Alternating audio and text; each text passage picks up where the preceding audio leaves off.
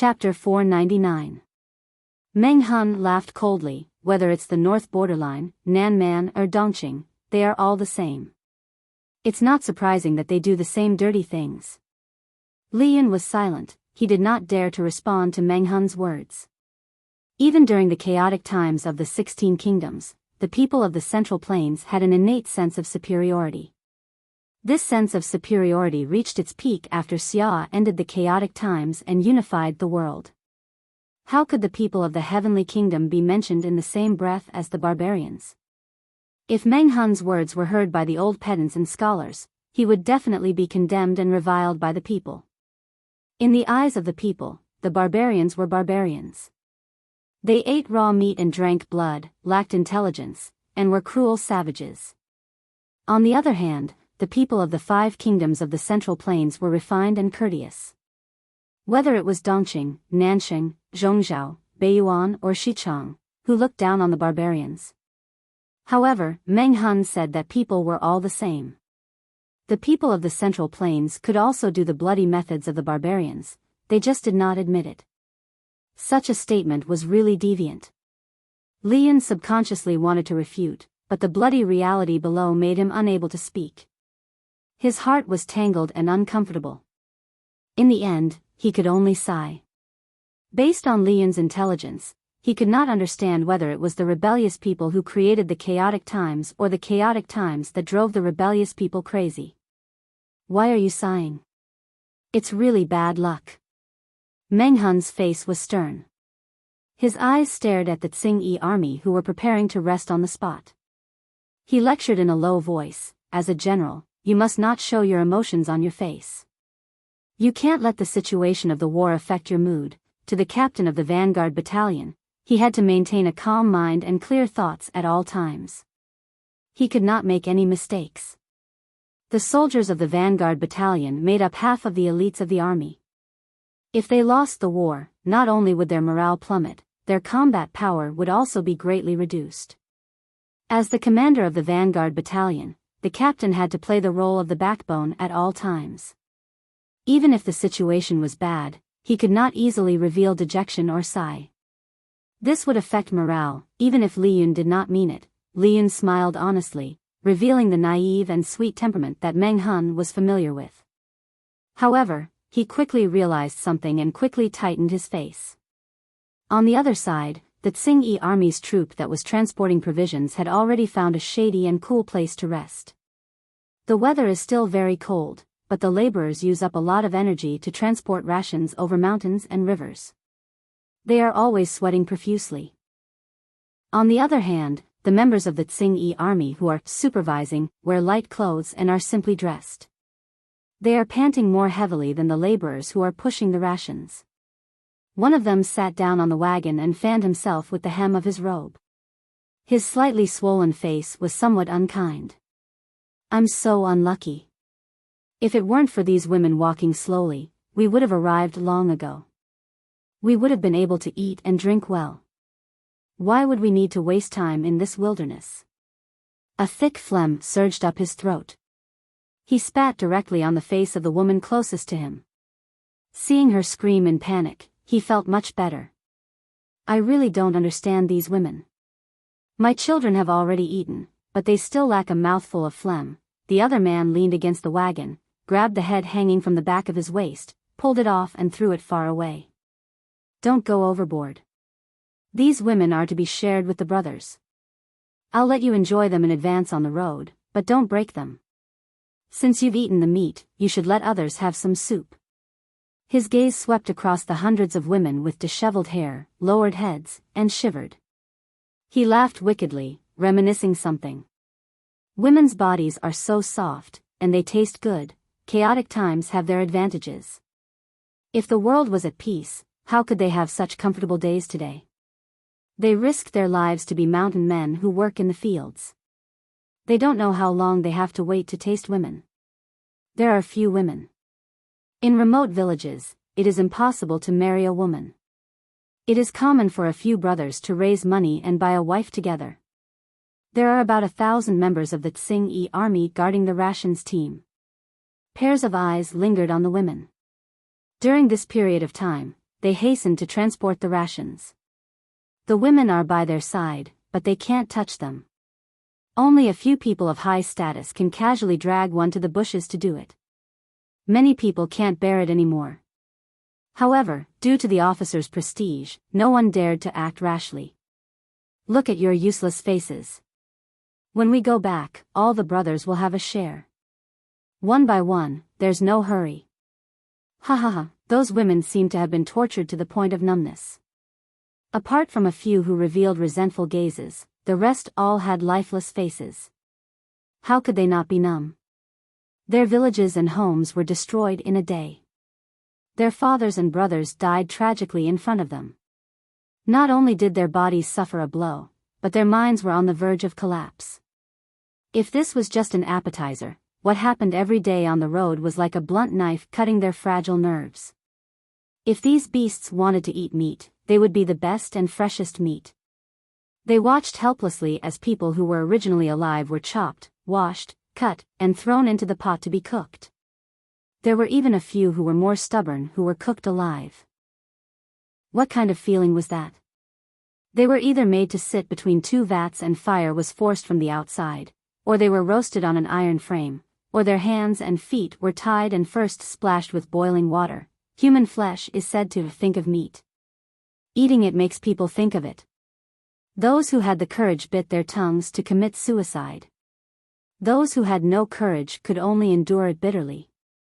They trembled with fear, afraid that they would be the next victim. In comparison, the silver humiliation every night was nothing. They wanted to escape, but they had no shoes. There were many gravel in the surrounding terrain. Both their hands were tied to the same hemp rope. It was impossible for them to escape alone. Seeing that they were getting closer and closer to Enchanting district, everyone's hearts surged with waves of despair. Some people even felt relieved. If they died like this, it would be good. Come to think of it, even hell wouldn't be so unbearable. A portion of the vanguard battalion hid in a secret place. The improved crossbows were already loaded. The crosshairs were aimed at the heads of the Tsing-E army. Chief. Why do I feel that the weather today is chilly? Someone felt a little uncomfortable. Another person said, look at these heads. Who doesn't feel cold? Cowards. There was a burst of laughter around them. Before joining the Tsing-E army, many of them were diligent farmers. However, after tasting impudence, they could no longer return to their original state. They could no longer find that simplicity. They wantonly ridiculed their cowardly comrades and roared with laughter. All right, if you've rested enough, all of you get up. Send this batch of food to the city, then enjoy the beauty together. Before the leader's voice died away, blood suddenly spurted out from between his eyebrows. An arrowhead was revealed. Many members of the Tsing-E army were about to bend over and get up or pick up the weapons at the side. They were at their most relaxed state. A wave of sneak attack killed 200 to 300 members of the Tsing-E army. Fortunately, Meng Hun and the rest took a roundabout route to the back of the Tsing-E army. Otherwise, their tracks would have been discovered by the other party. Enemy attack, there's an enemy. After a wave of attacks, corpses fell to the ground. Only then did the Tsing-E army react. The crowd was already in complete chaos. At that moment, more than 1,000 people rushed out from the originally empty bushes in the forest. The leader was Li Yun. He was about to attack with a silver spear. When he rushed forward, he realized that his target's head had already been pierced through. Li Yun was speechless. Chapter 500. Ever since he came to Xiangyang district, Li Yun had been wondering if he was out of practice. First, his lord snatched the bandit leader's head. He thought it was bearable. After all, she was his lord and he couldn't afford to offend her. Now that his head was snatched by someone else, Li Yun expressed that he couldn't bear it. When he skillfully retrieved his silver spear, he saw clearly who snatched his head. In a split second, Li Yun was speechless. Jiang Nongqin, the captain of the female battalion. Her rank was even higher than his. Just as he retrieved his silver spear, his nerves tensed. He brandished his spear and deflected the attack. Suddenly, the spearhead pierced through two people. Blood washed the silver spear. A streak of silver light streaked across the sky. The king of hell had already mercilessly taken 2 lives. Lian's gaze involuntarily fell on Jiang Nongqin. He didn't even see clearly when she dashed in front of him and made the first move. Now that he fixed his eyes on her, he felt that Meng Hun's words were right. This woman really shouldn't be provoked. If most of the soldiers used force to break through tricks and coordinated with their comrades to attack, defend or attack, Jiang Nongqin was a lone ranger. She didn't need the cooperation of others. She slid into the enemy's camp alone. It was fine if she didn't make a move, but once she did, it would be a life. Almost every move she made was aimed at the lifeline. 2 long and short knives of different lengths in her hands were like a judge's pen. Every time she made a move, she would mercilessly cross off a person's name. In terms of ferocity, her performance wasn't inferior to Meng Hun or Lian. Compared to Meng Hun's bold moves and Lian's exquisite skills, Jiang Nongqin's every move was made to kill. When blood splattered on her face, she didn't even frown. In just a few breaths' time, she had already taken 3 steps forward. There were 5 corpses lying by her feet. She didn't seem like a general at all. She was more like a killer. This was what Lian felt. In close combat, she had the upper hand. Lian didn't have time to think. The surrounding enemies had already surrounded him. They slowly formed an effective attack. After the initial shock, the members of the Tsing-Yi army reacted one after another. They picked up their weapons and wanted to counterattack. Some of them were despicable and shameless. They even grabbed a woman and made her stand in front of them in a panic. They hid behind her and took the opportunity to launch a sneak attack. Lian did not make a move because he was benevolent. However, in the blink of an eye, the woman who was used as a shield had already died in Jiang Nongqin's hands. Her expression was still as cold as a wooden sculpture. The member of the Tsing-Yi army who used the woman as a shield did not have time to react. In just a short while, a knife had already pierced his neck from one end to the other. He thought that Jiang Nongqin would take pity on him because of her identity as a woman, or even be restrained. However, her actions had shattered Li Yun's understanding. Unbeknownst to her, Jiang Nongqin's worldview, values were already infinitely aligned with Jiang Pengji's. There was no difference between men and women on the battlefield, and women could not be forgiven or treated worse because of their gender. Only those who survived and those who died. If she was restrained because the Tsing-Yi army used a woman as a shield and caused the loss of her comrades, it would not only be unfair to her comrades, but it would also cause other members of the Tsing-Yi army to follow suit. More women would be captured as shields. This was a vicious cycle. However, in a flash, Jiang Nongqin first killed the innocent shield, then she killed the man who used a woman as a shield. Jiang Nongqin, who was slaughtering on the battlefield, was calm to the point of cold-bloodedness. Such a thought flashed in Lian's mind. The long spear in his hand flicked away the enemy's sword, spear, sword, and halberd. With lightning speed, he performed the phoenix nod. The shadow of the spear brought forth a silver shadow.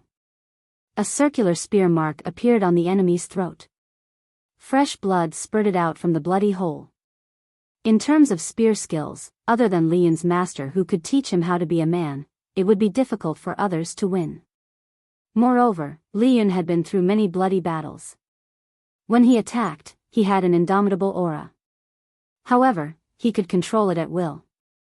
Even if someone closed in on him, he was not afraid to fight. 1 inch longer, 1 inch stronger, 1 inch shorter, 1 inch riskier. On the battlefield, people like Jiang Nongqin who fought with close-range weapons were at a disadvantage. However, her attack speed and body movements were rather outstanding. It was not easy for the motley crew of the Tsing-Yi army to hurt her. The people from the female camp were not as tyrannical as Jiang Nongqin, but their performance was remarkable. They fought in groups of 2 or 3 and worked together to besiege one person. However, they had only trained for a short period of time. Their psychological qualities were not up to standard. It was inevitable that they would have stage fright in the face of such a bloody scene. One of the female soldiers was careless and the Tsing-yi army got close to her.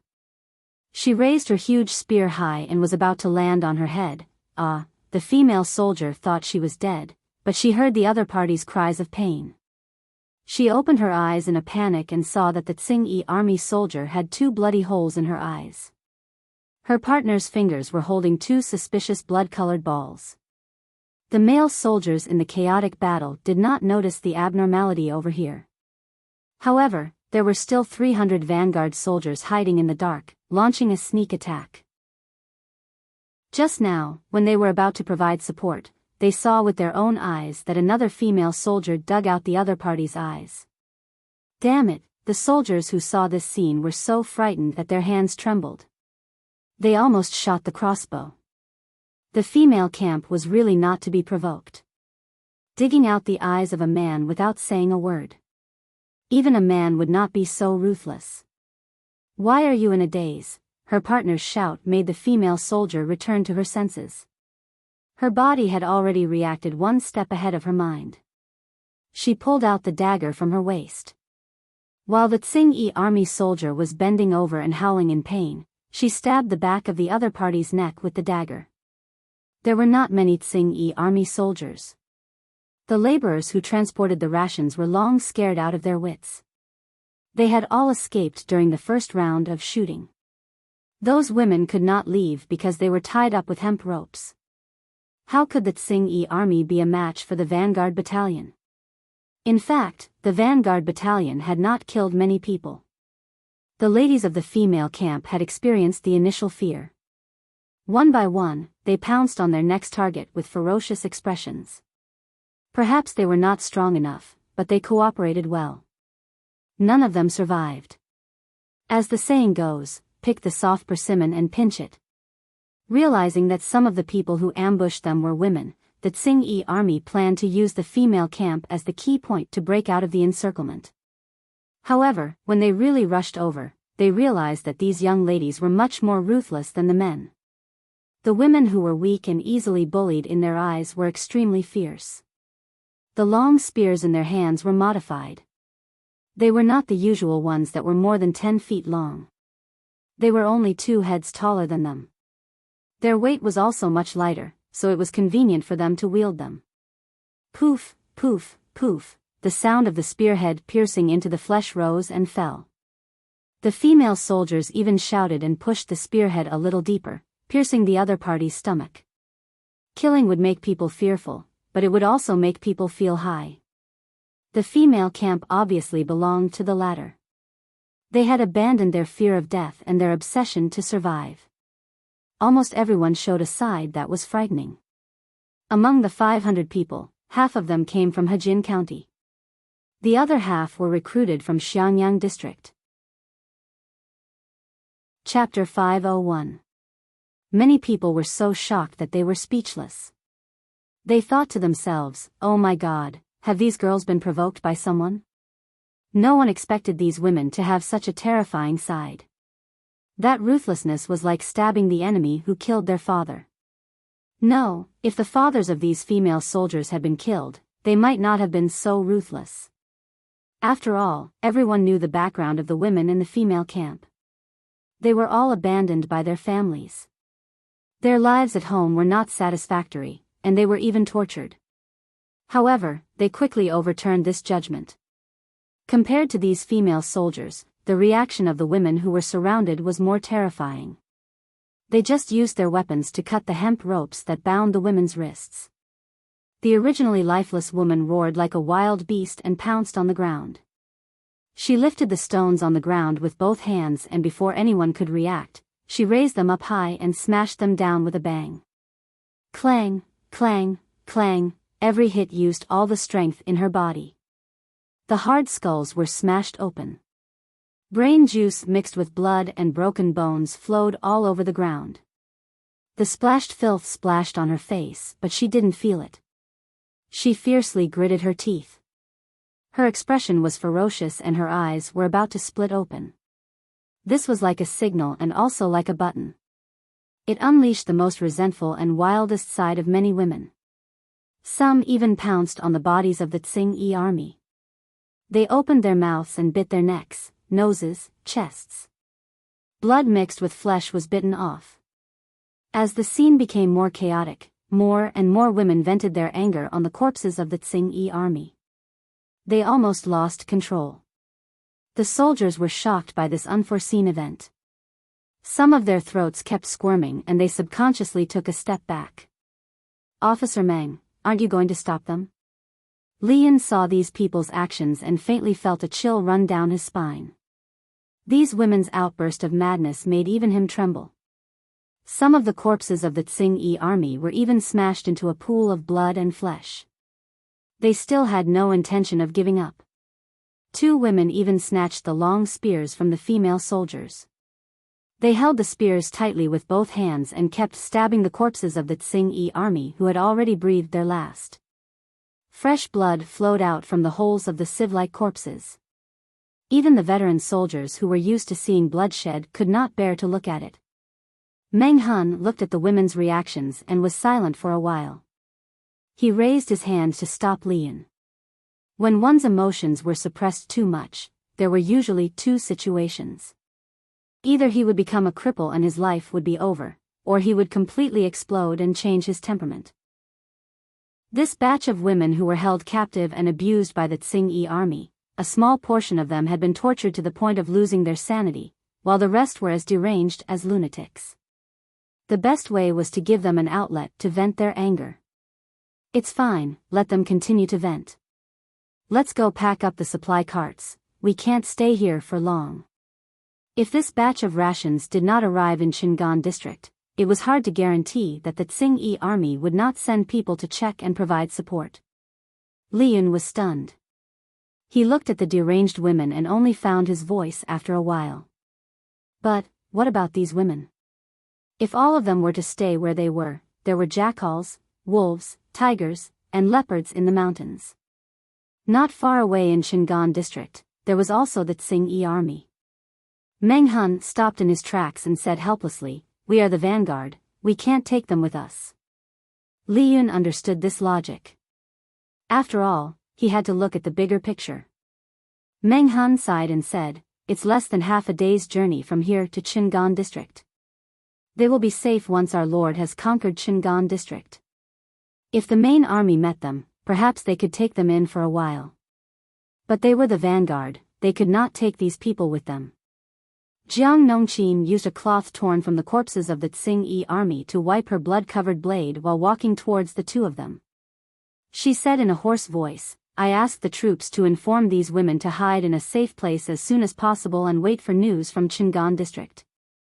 The Tsing-yi army has been waiting for rations for a long time. If these women still stay here, they will inevitably be implicated." At that moment, the troops had already started to clean up the battlefield. Those who were not injured pushed the supply carts away, while those who were injured received the care of the female soldiers. The male soldier who accepted her bandage could not help but tremble. Fear was clearly written on his face. "Why are you trembling?" A female soldier had a fierce look on her face. Her face and neck were covered in the enemy's blood. It was already very scary, but now she deliberately pulled a long face and looked fierce. Since when did women become so scary? The troops were very careful even when they swallowed. They were afraid that their movements would make the other party unhappy. Not only did the female soldiers carry weapons, but they also carried a small bag of items to treat wounds. It was used to clean the filth from the wound and clean and bandage it. This was also a compulsory item in the first aid course. Almost every female soldier was forced to learn it. At least, they had to master theoretical knowledge. Because there was no goal of hands-on experiments when they were learning, they only had theoretical knowledge but no practical experience. Fortunately, there was no lack of practice targets on the battlefield. It was not a fatal wound, but it was a little rough when treating the wounds. Some of the troops were in so much pain that they grimaced in pain. They wanted to scold them in rage, but the ruthless look of the female soldiers when they killed flashed in front of their eyes. They could only swallow their anger aggrievedly. Damn, is such a fierce woman still a woman? Because there was support from the crossbowmen in the dark, there were no deaths or losses in the surprise attack. Many people were injured, but it was not fatal. After transporting the supply carts away, the vanguard did not deal with the corpses of the Tsing-e army. Instead, they left them exposed in the wild to be eaten by wild beasts. Those women vented their anger ferociously. They only woke up after they were exhausted and regained their senses. One by one, they stared at the soldiers of the vanguard with vicious and guarded gazes. However, the soldiers did not pay attention to them. Instead, they pushed the supply carts away without looking sideways. The rules of the military camp were very strict. None of them dared to challenge it, not to mention that there were 2 lieutenants and a deputy lieutenant watching.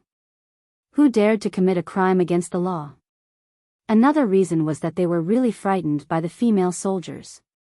For a while, they were traumatized by women. Quickly leave this place.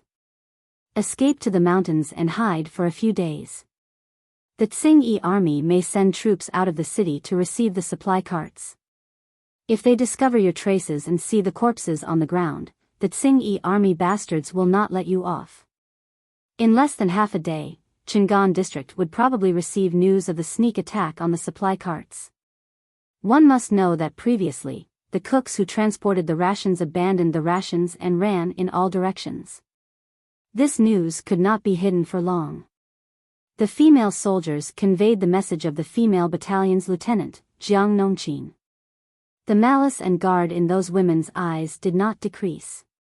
When they saw that this group of people really did not care about them and those men did not even look at them, some of them could not help it.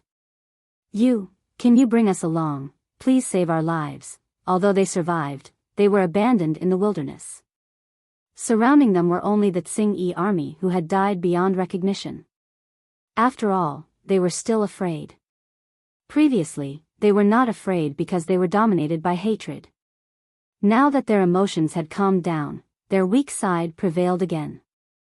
No. Chapter 502. The woman was confused by the female soldier's quick reply and blurted out subconsciously. Why not? The one in front of them was also a woman, why couldn't she bring them along? The female soldier said, marching to war isn't child's play. Find a place to hide and wait for the news from Chang'an district. Many of the women were at a loss, as if they didn't know what to do in the future. There were also a few more shrewish women who were very afraid of the female soldier's cold and uncaring attitude. They wanted to hold on to the last piece of driftwood and spoke without thinking. Why didn't you save us? Are you afraid that we'll steal your men and that's why you're talking nonsense? If it was any other time, if they really met such women, they might have pounced on them and torn their mouths apart. Although the people in the mountains were simple, it didn't mean that they weren't stupid and savage. This kind of savage was often used against the weak. Most of the female soldiers were between 13 and 15 years old. In this era, this age was enough to be engaged and find a family. However, most of them were unmarried and had no immunity to those dirty words. How could they compare to the real shrewish shrews? The female soldier's face turned red and green, as if some bad memories had been evoked. Wasn't the female battalion initially misunderstood as a brothel? When her family sent her over, they looked at her as if she was a person who had contracted a disease. When they pushed her into the fire pit, they couldn't wait to get away from her, as if being a camp prostitute was her fault. Now that the female battalions had gained their reputation, and this surprise attack had displayed the combat strength of the female battalions, presumably, no male soldiers would dare to look down on the female soldiers of the female battalions. However, their moods were not even a little brighter, and they were actually pointed at and ridiculed. Who could stand it? The female soldier held a long spear, the red tassel on the spearhead dripping with uncoagulated human blood. She glared coldly at the person who spoke. She snorted and turned to leave. She had already conveyed the message. If these women lost their lives because they didn't listen to the advice, they couldn't care less. After the woman finished speaking, the more she thought about it, the more reasonable she felt. Just as she was about to argue, the female soldier threw her a disdainful look, turned around and left. From the beginning to the end, she didn't even look at her. The female soldier had only taken a few steps when the woman behind her sat on the ground. She stretched out her legs and slapped her thighs with both hands. Her face was crying and her mouth was muttering curses. She cursed the Tsing-yi army for being heartless, cursed herself for having a tough life, and cursed God for being unfair. Have you conveyed the message? Some of the women's battalion stayed behind to retreat. Jiang Nongqin was one of them. The female soldier said, "I've already brought them here, but I don't know if they'll listen." Jiang Nongqin's face was cold and her tone was flat. Everyone has their own fate. If they die here, so be it. In today's world, the least valuable thing is human life. Those who want to save themselves can still be saved, but those who want others to save them are doomed to be hopeless. Marching to war meant that one's head was tied to one's belt. The soldiers couldn't even take care of themselves, so where would they find the time to deal with these things? Didn't they see that the Tsing-yi army that was escorting the rations was completely annihilated? Not a single one was left alive. Apart from the fact that the women were too ruthless and those women killed the defenseless Tsing-yi army, there was another reason. Captives were not needed at all times. Once they became captives, their lives could be ended at any time. Sometimes, in order to speed up the army, the captives would be a burden. The merciful ones would be given a quick death, while the cruel ones would be buried alive. What's more, if there was a shortage of rations, the captives would even be slaughtered and made into dried meat to satisfy their hunger. The Lord was rich, but it wasn't to the extent of making dried meat. However, if the captives were a burden, Jiang Nongqin wouldn't be merciful. Captives could be used as free labor. What about these women? Apart from being a burden, they would only be a burden. Anyway, they had already been extremely benevolent. If the other party couldn't think it through, they could only wait for death. Jiang Nongqin retracted her gaze and said calmly, "Let's go and catch up with the troops in front." Yes. After everyone left, those women looked at each other blankly.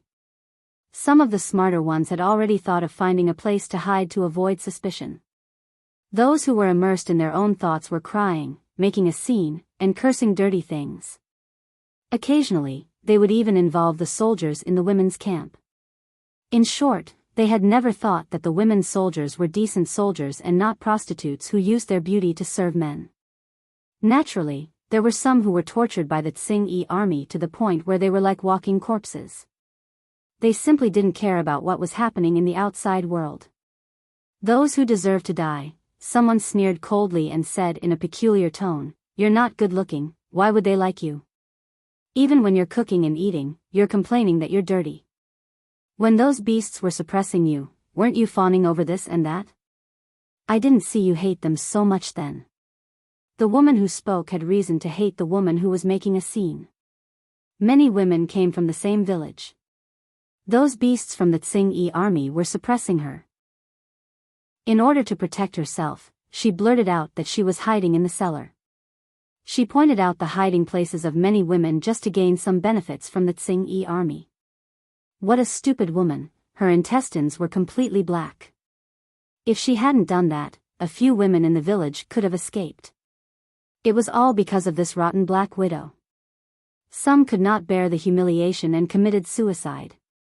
Some were humiliated to death. Some gritted their teeth and were bullied by beasts one after another. There were also people who had their limbs chopped off and the flesh on their chests cut off. They were thrown into the pot to cook meat soup. Why didn't such a woman die? That woman was like a fur on her tail that had been stepped on. She bared her fangs and brandished her claws and pounced on her, wanting to tear her face. However, she didn't succeed. Her face was hit by a flying stone. A hole was immediately formed on her forehead and blood flowed out. She cried and howled. Tears and mucus flowed down her face. Before the village was in trouble, this woman loved to gossip. She made up stories about women from different families having affairs with other men. Her mouth was full of obscenities and she even caused people to die. She clearly knew that the butcher at the village entrance was petty and very possessive of his wife. However, she still talked nonsense everywhere. She said that the butcher's wife was fooling around with the village's ruffians at home. She made it sound so real. That young wife was unable to defend herself. She was beaten to death by the jealous butcher. Only then did the talkative woman shut up in embarrassment. Chapter 503. On the other side, the people in Shingon district were also restless. The Tsing-yi army had grown too much in a short period of time. Everyone was like a mouth, but they couldn't take out enough food to feed everyone. They could only plunder and clean up everywhere. However, the amount of food obtained through this method was limited. Many people still couldn't fill their stomachs. There were people in the Tsing-yi army, but no one could manage such a big family business. They were short-sighted and did not know how to manage it. To put it bluntly, they were a group of bandits with no discipline or morals. Even though they were more powerful than the Red Lotus group in the beginning, after a winter of anxiety, the Tsing-yi army's power became smaller and smaller. On the contrary, the Red Lotus group was like the sun in the sky. Its territory expanded step by step, further reducing the living space of the Tsing-yi army. Now, Shingon district was desolate. The people shut their doors and did not go out. There were few people on the streets. No one dared to expose their rations. The merchants who could escape had already done so. Those who could not escape had been plundered by the Tsing-yi army. Half a lifetime's worth of savings had been forcibly taken away. Those who were lucky could still keep their lives. Those who were unlucky died on the spot. Now, the people were full of complaints, secretly mocking that Tsing-yi army should be renamed as a bandit army. Last autumn, because of the earthquake in Shangjing, there was very little grain production. Moreover, the Tsing-yi army was causing trouble everywhere. This caused the farmers in Shingon district to lose their annual harvest. After the beginning of spring, there were no good seeds to sow, and the grain stored at home was robbed by the Tsing-yi army. Many people could not stand the hunger and the tyranny of the Tsing-yi army. They were afraid of losing their lives, so those who could escape escaped. The old, weak, sick, and disabled who couldn't escape stayed behind, relying on the food they carefully stored to survive day after day. Some people were even afraid that the smoke from cooking rice would attract the Tsing-yi army, so they only dared to soak the rice in water and then eat it. Last winter, countless people froze to death. Now, there were people starving to death in Shingon district every day. The district headquarters had already been occupied by the Tsing-yi army. As one of their main camps, it still maintained its luxurious decorations. The common people outside did not have warm clothes, did not have enough to eat, so they froze to death or starved to death. The leaders of the Tsing-yi army, on the other hand, were enjoying themselves, eating meat and drinking wine. However, they were not in the mood to enjoy such an extravagant life because there was not enough food in Shingon district. If the food shortage continued, not only would the people below starve, but they would also have to endure the taste of hunger. Damn it, didn't they say there was a batch of rations? Looking at the time, even if he crawled, he should be here by now. Why isn't he here yet? After half a year, many of the valiant leaders had grown fat, and this one was no exception. His fingers were full of fat, and his knuckles were round and round, looking like short fat sausages. His originally bronze-colored skin had also become a bit whiter. Could it be a problem on the road? The members of the Tsing-yi army who were in the district headquarters were at least at the level of a small chieftain. Their faces were all flushed red. Looking at their faces, one could tell that they had lived comfortably in the past. After all, the Red Lotus Group's evildoers are very strange. The fat general pondered for a while and said, "How about this? Send someone out to investigate." This batch of rations was exceptionally important to the Tsing-yi army in Shingon district. If they did not have enough rations, they did not know what the Tsing-yi army would do. By then, even they would not be able to suppress them. Thinking of this, the fat general furrowed his brows fiercely. The small leader received the order and left. Another shifty-eyed small leader took the opportunity to suggest. General, didn't everyone say that the neighboring Xiangyang district is overflowing with wealth? If there's really no rations, we can attack them and occupy that piece of land. Do we still have to worry about not having enough rations? When the small leader said this, the spy's words surfaced in his mind. According to the spy's description, Xiangyang district was a place comparable to the heavenly court. It was clean and tidy, and the houses were all new. It was so beautiful that it did not seem like it belonged to the human world.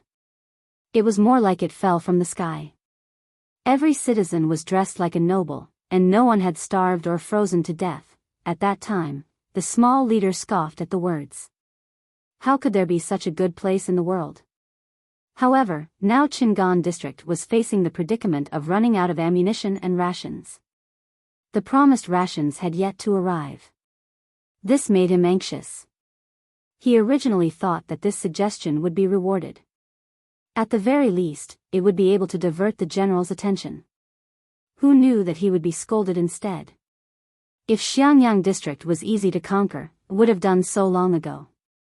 Do I need your hindsight? The general said angrily. The fat on his face jiggled and his eyes were almost squeezed out by the fat.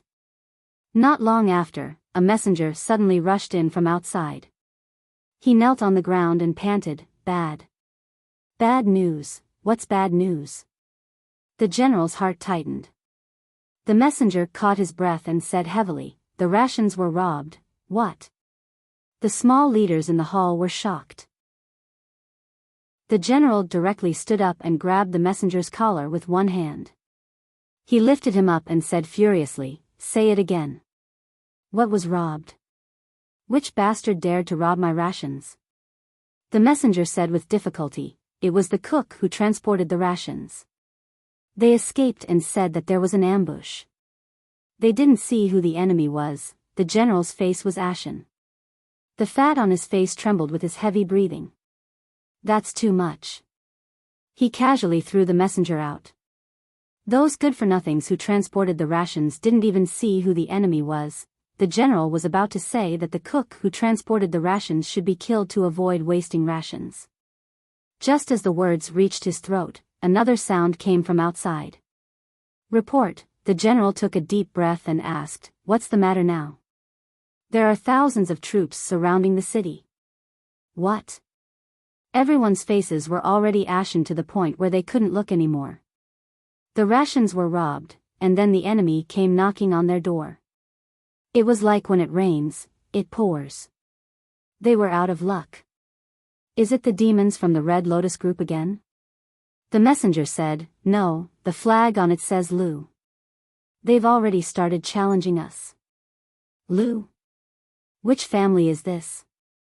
Jiang Pengji indicated that she was not willing to challenge them. They were already at the city gate. Wouldn't it be better to just start fighting? What if they don't come out? Jiang Pengji turned her head and asked Wei Ci, "Don't you think this is very childish?" They had to have a war of words with the enemy before they started fighting. They would curse their parents and it would be like children playing house. Wei Ci's face was cold. He said, "This concerns morale. My lord, please don't joke." Jiang Pengji responded with an "oh." She behaved herself for a while. She made things difficult for Wei Ci again. She held back her laughter and asked, "But some of the soldiers can only speak in the local dialect. They can't speak in the official language, and they don't understand the dialects of other places. If the people challenging us don't speak the same language, wouldn't it be like chickens talking to ducks?" Wei Ci was speechless. Su Ku, who had already pacified the logistics and ordered all kinds of siege equipment to be in place, rode over on horseback. When he heard this tricky question, he almost fell off his horse. She could not make things difficult for Wei Zixiao. Even if she asked Master Yuanjing, the old man might not be able to answer. Jiang Pengji muttered to herself, "Do both sides have to communicate beforehand and send an interpreter who is proficient in dialects?" Chapter 504. Xiaozai Wipabai, to be honest, I really don't understand the thinking of the ancient people. Why did they inform you before the war? You have to be careful, I'm bringing people to fight you. I'll give you time to prepare. Come out and fight it out. Jiang Pengji saw the bullet screen and secretly nodded. She had the same idea. Why did they have to challenge them outside the city? They could just give the order to attack. They had enough siege equipment. It would not be a problem to break through the walls of Anqing district. If Wei Ci knew what she was thinking, he would probably sigh again. Jin Tianjieji, to be honest, I don't understand either. But it is reasonable to exist. It should be in line with the national conditions at that time, right? For example, the Western Knights here have a dual format where two parties of the same type fight each other. Infantry against infantry, cavalry against cavalry, artillery against artillery. There won't be artillery bombardment of cavalry or cavalry crushing infantry. They will even greet each other politely before the battle. Kalian Sisi, to the person above, you're talking about the Battle of Generals, right? It's like the Battle of Generals in the Romance of the Three Kingdoms. Now they're challenging each other. It feels different. In comparison, I think it's more normal to challenge each other. The Battle of Generals is too Chinibu. Jiang Pengji could still find time to look at the bullet screen on the battlefield. She secretly raised her eyebrows when she saw the comment. Her opinion was the opposite of the audience's. It was stupid to challenge each other. On the contrary, the Battle of Generals was quite interesting. If it was a battle of generals, she could at least relax. She didn't have to sit in the middle army like a fool. Wouldn't that be wonderful? Kukiwopo Peo, TSK, I think the Battle of Generals is super exciting. I used to watch the old version of the Romance of the Three Kingdoms. Every time I saw generals riding their horses and fighting to the death in front of the two armies, I felt that it was special.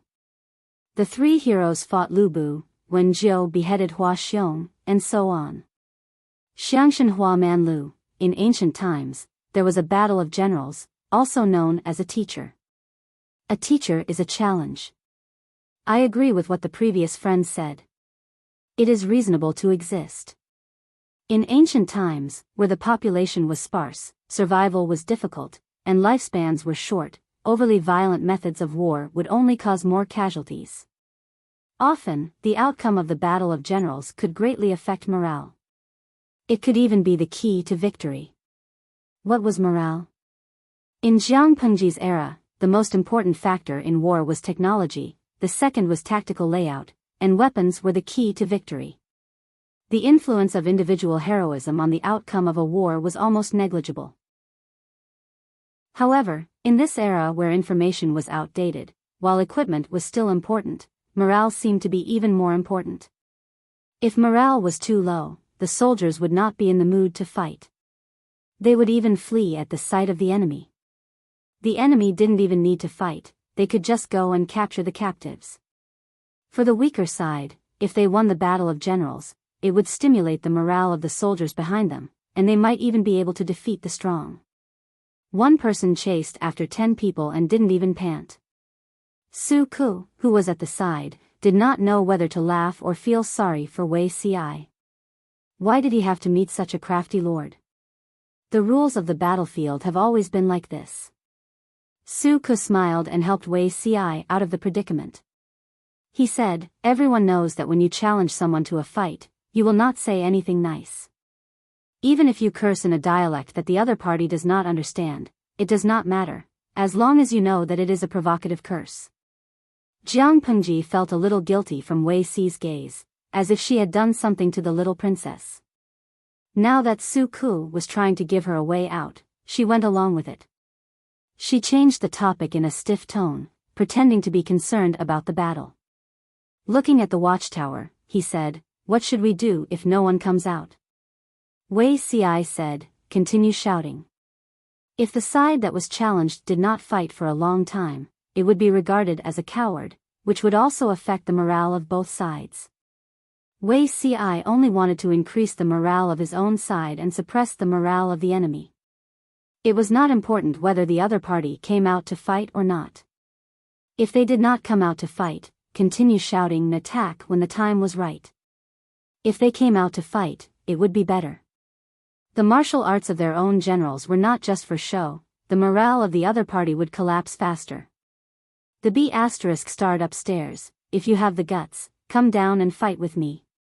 Could it be that all of you have been cleansed and become a coward without a bird? If you know what's good for you, quickly come down and kneel down to welcome us into the city. We can still let you die a quick death. It was obvious that a battle was approaching, but the scene of the confrontation at the top and bottom of the city was too funny.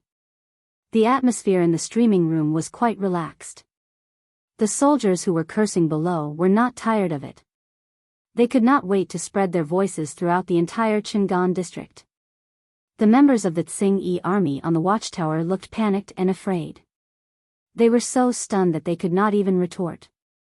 The more it was like this, the greater the difference in morale between both sides. At that moment, Jiang Pengji squinted her eyes and suddenly said, "Someone's coming." Not long after, an unusually plump and strong man appeared on the battlement of the city wall. He was bare-chested like the Maitreya Buddha, exposing his chest, buttocks, and breasts. As soon as he came up, he cursed exasperatedly, "Son of AB*TCH downstairs, your grandfather is here." Lian squinted his eyes, brandished his spear, and urged his horse forward. "My lord, please allow me to fight with the villain. I will definitely take the head of the enemy." Jiang Pengji glanced at Lian with hidden bitterness. He had already volunteered to fight, how could she snatch the head of her subordinate? Was she that kind of lord? "Go, I wish you a triumphant return," Jiang Pengji said seemingly magnanimously, but there was a hint of reluctance in her eyes. Lian was a simple-minded child, how could he understand all this? He did not understand, but Wei Ci did. Lian would definitely be put in a difficult position when he returned. Creak, the city gate of Chingan district opened a crack. 3 leaders came out on horseback. Behind them were hundreds of members of the Tsing-Yi army. When everyone saw the appearance of the leader, they almost burst out laughing. "Tsangsuan Yuanya, what the F***ck, did you see that poor horse? Its hooves are trembling, right? Pia Pia Wiang, the best of the match, the most pitiful horse in history." Looking from afar, the leader of the Tsing-Yi army was holding a huge axe in his right hand. Although his clothes were gathered up, because his body was too fat, it looked like it was tightly attached to his body. His width alone was equivalent to that of 3 normal men. He sat alone on the horse's back, his buttocks occupied half of the horse's body, and his fat flesh collapsed. The horse he was riding was also overweight. It did not have the vigorous posture that a fine horse should have, and its 4 hooves were trembling. How was this a battle? This must be a comedy, right? Kneeling for Yuebiao, I say, my horse is amazing. It's so fat, but it can still carry its owner who weighs a small mountain. Buqianliu, I guess it's more than 280 caddies? Including the axe in his hand, it should be close to 400. What a hard-working horse. The fat general of the Tsing-Yi army raised his big axe and said to Lian, who had come out on horseback, "Grandson, your grandfather is here." Lian snorted coldly. The horse he was riding seemed to have sensed it and snorted. At that moment, the members of the Tsing-Yi army on the city wall suddenly shouted, "General Tsangtian is mighty. General Tsangtian will win." Lian's hearing was superb. He almost pulled a long face when he heard that. Was the Tsing-Yi army invited by a fool? Jiang Pengji resisted the urge to smile. She coughed softly and waved her hand.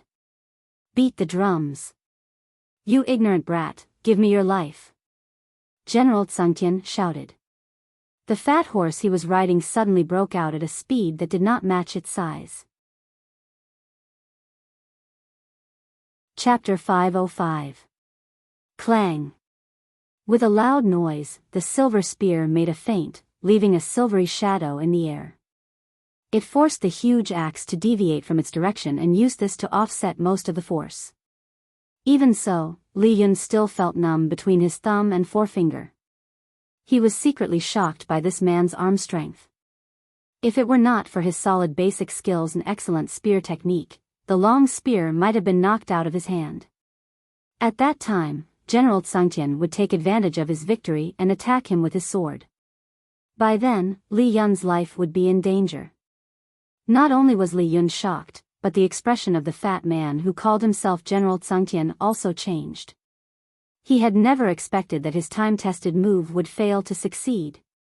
In the past, those fools always took the fat man lightly and thought that he did not have much ability. When they really fought, they would either be chopped to death by General Enchanting's axe or their weapons would be knocked out of their hands. Then, they would be beheaded because they could not escape in time. Li Yun's specialty was not strength but speed. No matter how strong General Enchanting was, it was useless if he could not hit someone. Every time Li Yun deflected the force, it felt like a fist punching cotton. It was extremely uncomfortable. Li Yun's attack speed was extremely fast. Even a conceited person like General Enchanting did not dare to take it lightly. This was because Li Yun was very good at restraining those who use strength to break tricks. Unfortunately, General Enchanting was one of them. Li Yun slightly narrowed his phoenix eyes.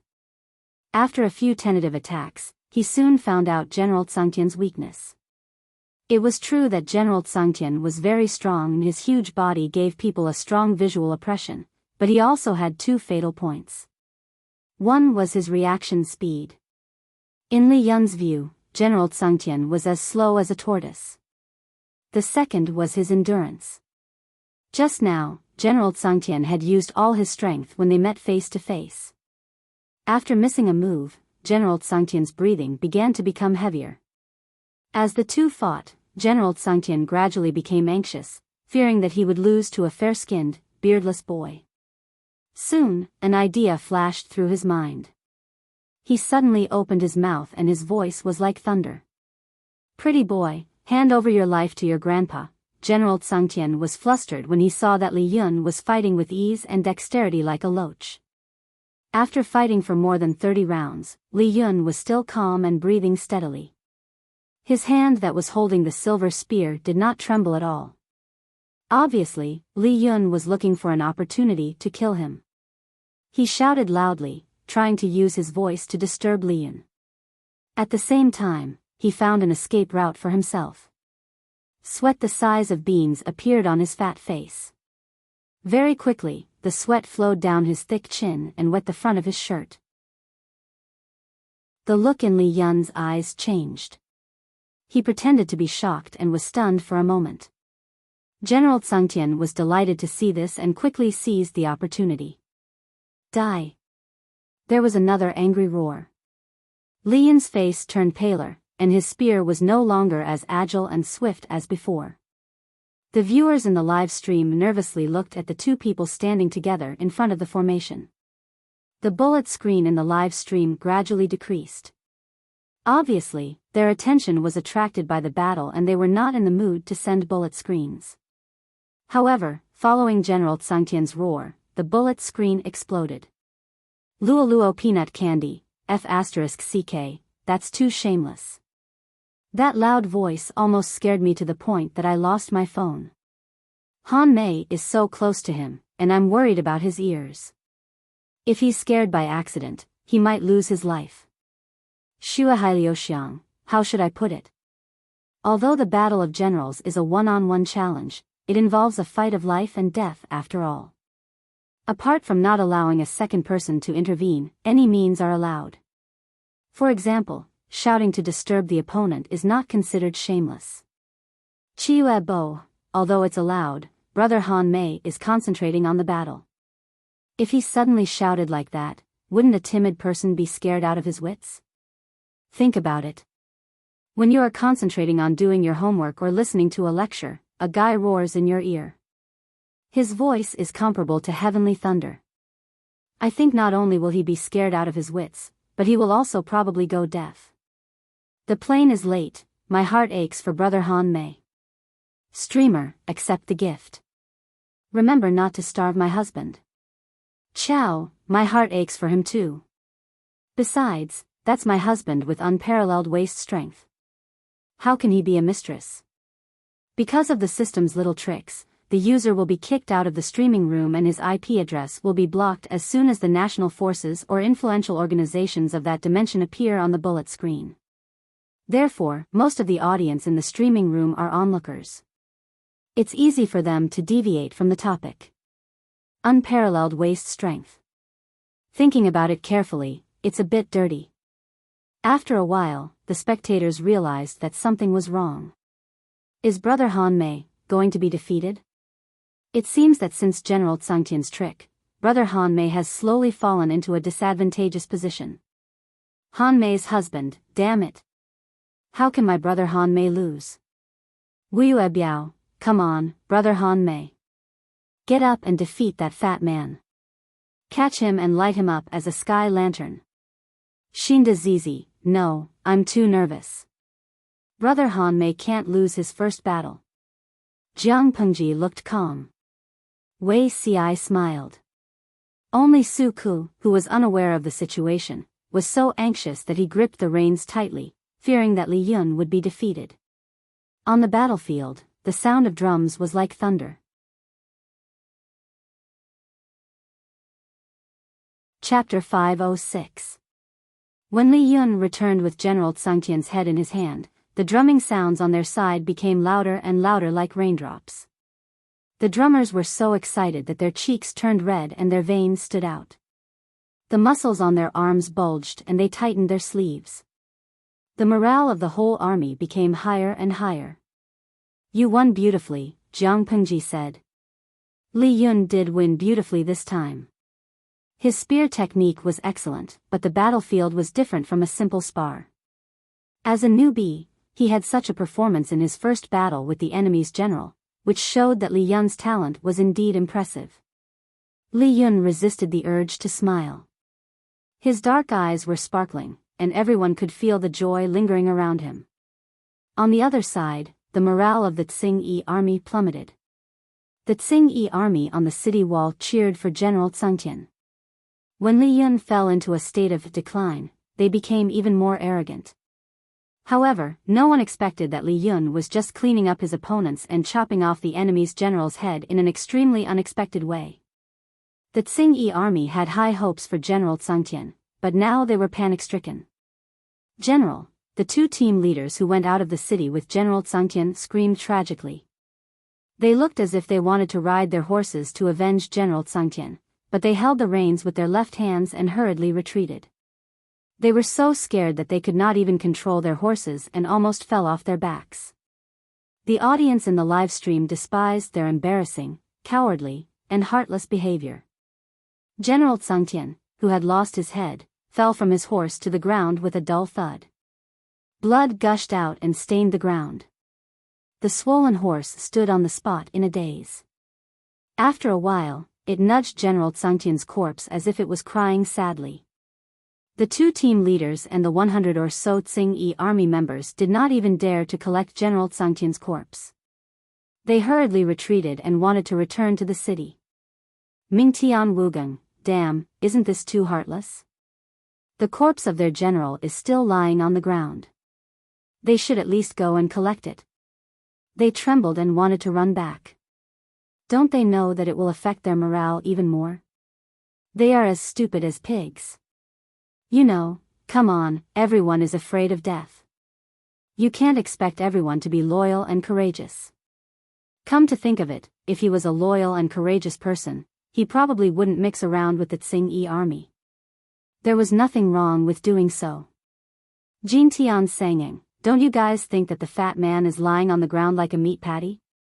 Perhaps it was because they had seen so many similar cruel scenes that they were slowly able to accept the bloody style of the live broadcast. Now, they would not be startled by the sight of dead people. Their focus was on the corpses of Li Yun and General Tsangtian that no one had collected. Han Mei was getting more and more handsome. Those small leaders also knew that it was not good for them to do so, but they did not want to die for General Tsangtian. What if the enemy took the opportunity to attack while they were trying to snatch the headless corpse? Moreover, their general had been killed by the young general on the other side. Was there even a need to fight this battle? Even when they were facing the Red Lotus group, the Tsing-Yi army had never suffered such a huge defeat, not to mention having their general killed by the enemy. Now, the Tsing-Yi army in Shingon district was like a rooster that had lost a fight. They were extremely dispirited. No one stood up to boost their morale, which caused their morale to become lower and lower. They completely lost the courage to fight. They only wanted to use the tall city gate to block the enemy and gain a sense of security. However, even if they were to defend the city, they did not think that they could defend it. It turned out that whether they wanted to fight or not, Jiang Pengji was definitely going to fight. Seeing that the Tsing-Yi army could no longer raise their morale, Jiang Pengji smiled. It was better to let them die faster. Take my bow and arrow. She stretched out her hand. Meng Han took Jiang Pengji's long bow. She easily pulled the heavy bow to the fullest, and the arrow pierced through the air. Ah, the Tsing-Yi army guarding the city was shocked by the oncoming arrow. They shouted in panic, and then they heard the sound of wood shattering. In the next second, the flag that was stuck on the battlement of the wall suddenly collapsed and hit the head of the Tsing-Yi army member with a clang. The scene was silent for a second. Then, an earth-shattering roar of excitement soared to the sky. It was neat and uniform. As he shouted, everyone could feel the ground tremble. My lord is mighty. My lord is mighty. My lord is mighty. Jiang Pengji pulled out the long sword hanging on her waist and pointed it at Shingon district. Attack the city. A loud and clear horn sounded from the middle army. It resounded through the sky and quickly spread to the entire army. However, there was a phenomenon that puzzled people. No matter how loud the horn sounded, the entire army did not move. The audience in the streaming room was dumbfounded. What happened? However, the Tsing-Yi army on the city wall could clearly see the huge moving objects behind Jiang Pengji's army. What is that? What the hell is that? Because of their poor eyesight and the distance, they did not see clearly what the 5 moving objects were. However, they did not have time to think about this problem very soon. The audience in the streaming room adjusted their viewing angle and were stunned. Chun Lai, damn, it's a catapult. Chi Yun, the streamer wants to go to heaven. You're using such a brutal catapult to attack Shingon district? Jiang Pengji would stream every day. It was no exception when she was busy with the siege equipment. The audience in the streaming room more or less understood how terrifying the catapult she made was. It was a fixed-point attack. Not only could the soldiers control the landing position of the stone, but they could also adjust the distance. In theory, this kind of catapult could at most bear a stone of 150 kilograms. It could be thrown over a very long distance. When it landed, it could create a pit that was 2 to 3 meters deep. Using this thing to attack Shingon district. Oh my, the streamer was not planning to attack the city. She was planning to be a demolition team and directly tear down the city walls of Shingon district. In reality, she just wanted to let her subordinates witness the results of their lord's play with wood. In the future, technology would play an increasingly important role on the battlefield. However, the era of using human lives to fill the gap would one day pass. Jiang Nongqin commanded the artillery of the catapult to aim at the city walls of Shingon district. She said in a hoarse voice, "Fire." There was a buzzing sound. 5 huge stones flew toward the city walls like meteorites from outer space. Bang! Bang! Bang! Bang! 5 consecutive sounds rang out. The seemingly sturdy city walls were destroyed like a knife cutting through tofu. Chapter 507. Nowadays, the city walls were not as hard as iron as people thought, and they were not built with regular boulders. They were built with stones, yellow mud, glutinous rice juice, lime, and other materials. Shingon district was just a small and remote district in the north. How hard could the city walls be? It was not a problem to block normal attacks, but it was a little difficult to deal with the catapult that Jiang Pengji had modified. What she used was a giant catapult. Theoretically, it could even make a deep hole in the city wall of Shangjing, not to mention the city wall of Qingan district. Although the city wall was strong, the power of the extraterrestrial emissaries was beyond imagination. Even the demolition team wasn't that brutal. Apart from Jiang Pengji, Zhang Ping, and the audience in the streaming room, no one knew it was so powerful. Jin Tian Wugang, damn, this catapult reminds me of the Xianyang cannon used by the Mongolians when they attacked Xianyang city. It's also a type of counterweight catapult. It's said that it's very powerful and can create a 2-meter deep pit on the ground. This is the first gung. Isn't the original model of the catapult the Xianyang cannon? Qingzhou, I'm not sure. I watched the live stream for the past few days, and the host made changes based on the current situation. Anyway, a liberal arts student wouldn't be able to understand such a complicated design. They only knew that the streamer and Zhang Ping from the MO family had a long discussion. Jiang Nongqin calmly directed the catapult to throw 5 rounds. The city wall was already riddled with holes. The Tsing-Yi army on the wall had suffered heavy casualties. They lacked sufficient bows and arrows and had lost the high ground. They were unable to mount an effective resistance to the subsequent assault. Jiang Pengji ordered the catapult to stop throwing stones. She issued a few military orders in succession. More than 10 elevator ladders were pushed out from the military formation. The ladders of this era were only sturdier and longer ladders. They did not have the function of protecting the vanguard of a siege. In a siege battle, the attacking side would usually suffer more losses than the defending side. This was because if the attacking side wanted to get close to the city walls, they would have to put themselves in the attacking range of the defending side. The other side had the geographical advantage, so the attacking side would often have to pile up the lives of the soldiers, set up ladders, and then forcibly attack the city walls or break the city gates. Naturally, the casualty rate was very high. Of course, if the attacking party chose to dig a tunnel and sneak into the city, it would be a different story. She was planning to destroy the city with brute force, so she was too lazy to let people dig tunnels like field mice. When Jiang Pengji was building the ladder, she referred to the existing information and literature in this world and built her ladder on this basis. There were circular rollers made of hardwood at the bottom of the elevator ladder, which could be used as solid tires to facilitate the movement of the entire ladder. As for why there was a lift function, she had 2 considerations. Firstly, the scale of the ladder was too large, which could easily alert the enemy scouts and reveal the secret of their armaments. If she could fold the ladder, it would greatly reduce the possibility of exposure. The defenders would think that she did not prepare any siege weapons, and they might let their guard down. Secondly, the height of the city walls throughout the era was not the same. Some of the city walls were majestic, such as the former Shangjing city. Some of the city walls were just mounds of earth that were slightly higher than the earthen walls. The elevator could adjust the height according to the situation of the city walls. Apart from these details, the biggest breakthrough was the structure of the base of the ladder, which could hide people. When the soldiers pushed the ladder, they could hide inside or under the ladder. They could use heavy shields to resist the attacks on the city walls. With a shelter, even if the enemy shot a rain of arrows, the soldiers pushing the ladder could still successfully put the ladder on the city walls. The Tsing-Yi army on the city walls had already been wiped out, and the successors had not had time to replenish, so the danger of climbing the city walls was the lowest. She gave a military order, and the horn sounded again with a different rhythm.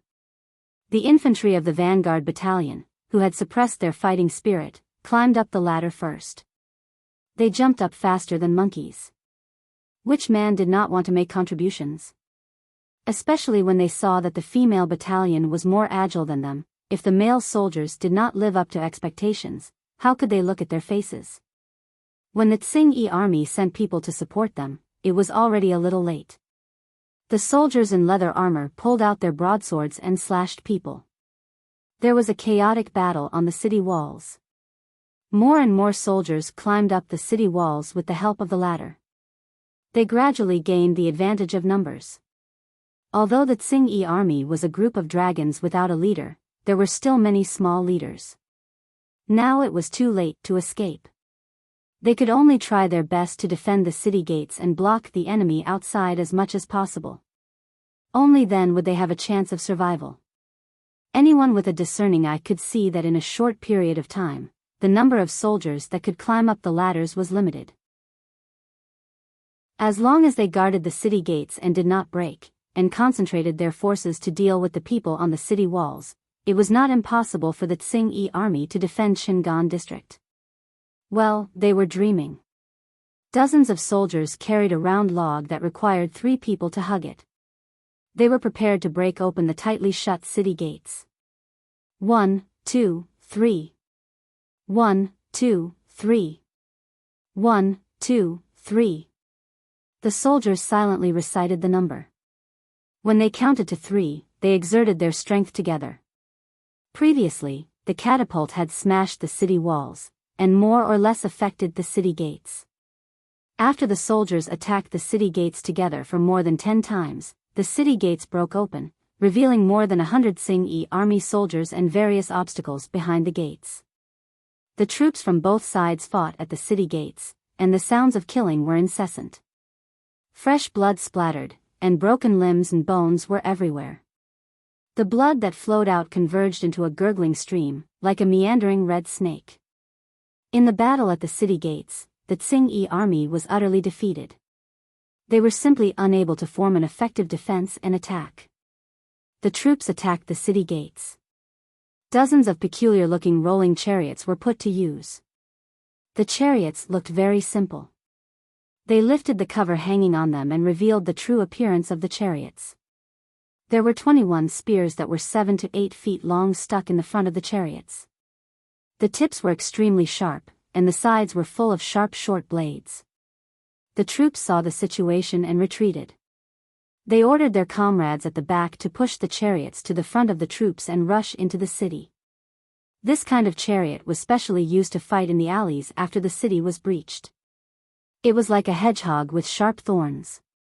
It was difficult for the enemy to get close. The Tsing-yi army was like a group of dragons without a leader. The small chieftains did not even have time to escape. How could they organize an effective defense on the battlefield? The troops on Jiang Pengji's side first broke the high walls outside. They pushed into the inner city as if they were cutting vegetables and tofu. They left a bloody path along the way.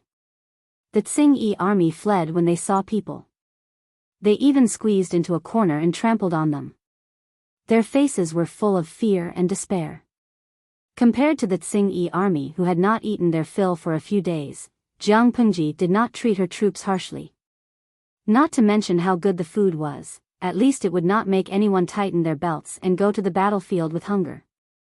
Meng Hun had not seen blood for a long time. When the city was breached, he led his men and rushed to the front. Li Yun was not to be outdone. He rode his horse and rushed into the city gates of Shingon district. Relying on his dexterity, he killed many members of the Tsing-yi army who could not escape in time. He waved his silver spear countless times. Dazzling blood splattered everywhere. The blood even dyed the white horse he was riding on red. Chapter 508. Jiang Pengji heaved a long sigh. If she could, she really did not want to bring these little princesses into battle in the future. Even if she had to, she could only bring those who were soft-hearted and easy to talk to. Look at these 2 people. They were so bold that they even dared to stop their lord from entering the battlefield. How disgraceful. Humph. She gazed at the gates of Shingon district in the distance. Her hands that were holding onto the reins felt a little itchy, and Dabai couldn't help but snort restlessly. Wei Ci pretended not to know what his lord was feeling emotional about. Even though he could not bear to do so, he still held it in. Blades and swords had no eyes on the battlefield. Even if she had been victorious in every battle, she could not guarantee that she would be unscathed. With the passage of time, who could guarantee that these accumulated old injuries would not become hidden dangers in the future? Su Ku, on the other hand, could not stay calm. Jiang Pengji's resentful gaze made him feel guilty. He braced himself and said, "My lord, you can't put yourself in danger so easily." Jiang Pengji secretly curled her lips. Even if she thought with her toes, she would know that it was a lame reason. "I alone can fight against hundreds of people," she said. "If that's the case, I would rather the Lord order another few hundred soldiers to participate in the battle." Wei Ci, who was standing at the side, interjected quietly. Jiang Pengji was speechless. This Wei Ci was exceptionally vengeful. So he really had a grudge against her? In terms of combat power, she could break the gates of Qing and County all by herself. There was no need for dozens of soldiers to carry the huge logs. Looking at the strenuous posture of the soldiers banging on the door, Jiang Pengji wished she could chase them aside and let them see what absolute strength was. However, Wei Ci and Su Ku, the two scholars who had no strength to truss a chicken, stared at her from both sides and did not allow her to act rashly. Her resentment seemed to be able to pass through the live broadcast screen, and the audience could not help but laugh. Some audience members could still give her some face and just smiled. Some audience members were more mischievous and directly sent bullet screens to mock her. Mian Mian, ha ha ha, Beauty Ci, and Brother Su Ku did a great job. The streamer is so unrestrained that she needs to be disciplined. Ginseng Kuwei, sigh, even through the screen, I can feel the host's resentment rising to the sky. The two strategists were cruel enough to make someone who couldn't sit still obediently stay in the middle of the army. It was like me locking up my husky and not taking it for a walk. Sure Yuka, ha ha ha, that's a metaphor. You're really ruthless. Huskies are so cute. Why do you treat them so cruelly? Durian Cake, Husky, his nickname is gone. This was so fitting with the host's image. There were more than 20 thatched huts in a row. Each thatched hut was independent. A naked woman was tied to each hut. A thick hemp rope was tied around their necks. In another corner, there were dirty plates. Mosquitoes and flies were hovering above the plates. Most of the women were curled up in the corner of the thatched hut, like dogs in a kennel. Jiang Nongqin's cold and hoarse voice carried a chilling anger. All male soldiers, leave. Those who disobey will be punished for violating the ban. As soon as she finished speaking, more than 10 blood-stained female soldiers quickly took over the brothel. Each of them held a long spear in their hands. Their expressions were cold. They cleaned up the drunken members of the Tsing-Yi army. They mercilessly threw their corpses aside and chased away their male comrades. It was not that Jiang Nongqin did not trust her comrades. She just did not trust the men. Some of the soldiers were indeed infuriated by the women's bodies. However, the flames of war had not been extinguished. There were also female soldiers eyeing them covetously at the side. The commandant of the female battalion, Jiang Nongqin, was still holding the fort. Everyone shuddered at the thought of the ban in the military camp. They were no longer charming. At that moment, a shout that sounded like a pig being slaughtered caught everyone's attention. An extremely tall and strong man came out of a thatched hut. There were more than 10 heads of the Tsing-Yi army on his waist. They were tied together with a string of things and piled up together. The sight of them made one's scalp tingle. Not only that, everyone also noticed that his palm, which was as big as a cattail leaf fan, seemed to be grabbing something. Everyone stretched their necks to take a closer look. It turned out to be a soldier who had taken off his pants, revealing his penis. Jiang Nongqin's face darkened. The strong man threw the soldier out like he was throwing trash. The soldier's body rolled on the ground a few times before he stopped. He felt that all the bones in his body were about to be broken. This person has committed the felony of adultery. He should be beaten to death in front of the entire army, the strong man said in a deep voice. Jiang Nongqin clenched the knife on her waist tightly. If not for the military order, she really wanted to hack the soldier to death. I didn't. Chapter 509. Jiang Nongqin sneered and glanced at the filth below him. No. Who would believe that? The soldier reacted to her glare. His little brother seemed to raise its head. He was about to enjoy the beauty and did not expect the strong man to come in. He was shocked. Not only did the strong man come in, but the strong man even pulled him down from the beauty. He was so scared that he shriveled. Really didn't. The soldier glanced at his little brother in embarrassment and hurriedly pulled up his pants that had fallen to his calf. Then, he said, "It's obvious that this fool deliberately framed me. I know that it's forbidden by the military order. Why would I do such a thing?" The soldier spoke confidently, but the marks on his body were obviously wrong. Jiang Nongqin shifted her gaze to the strong man and questioned him with her eyes. The strong man pulled a long face and said embarrassedly, "This person did violate the military order. However, the person in the house is not a woman, but a man." The soldier heard this and immediately became confident. He said, "Officer Jiang, did you hear that? I really didn't violate the military order." Jiang Nongqin sneered and walked forward quickly. She lifted her leg and kicked the soldier's face, pressing him to the ground. "Arrest him. He violated the military order. We'll wait for the Lord's decision after the war." Hearing this, the soldier showed a desperate expression and could not help but cry out. He did not do anything to the women here. He just saw a good-looking man and could not help it. Was this considered a violation of the military order?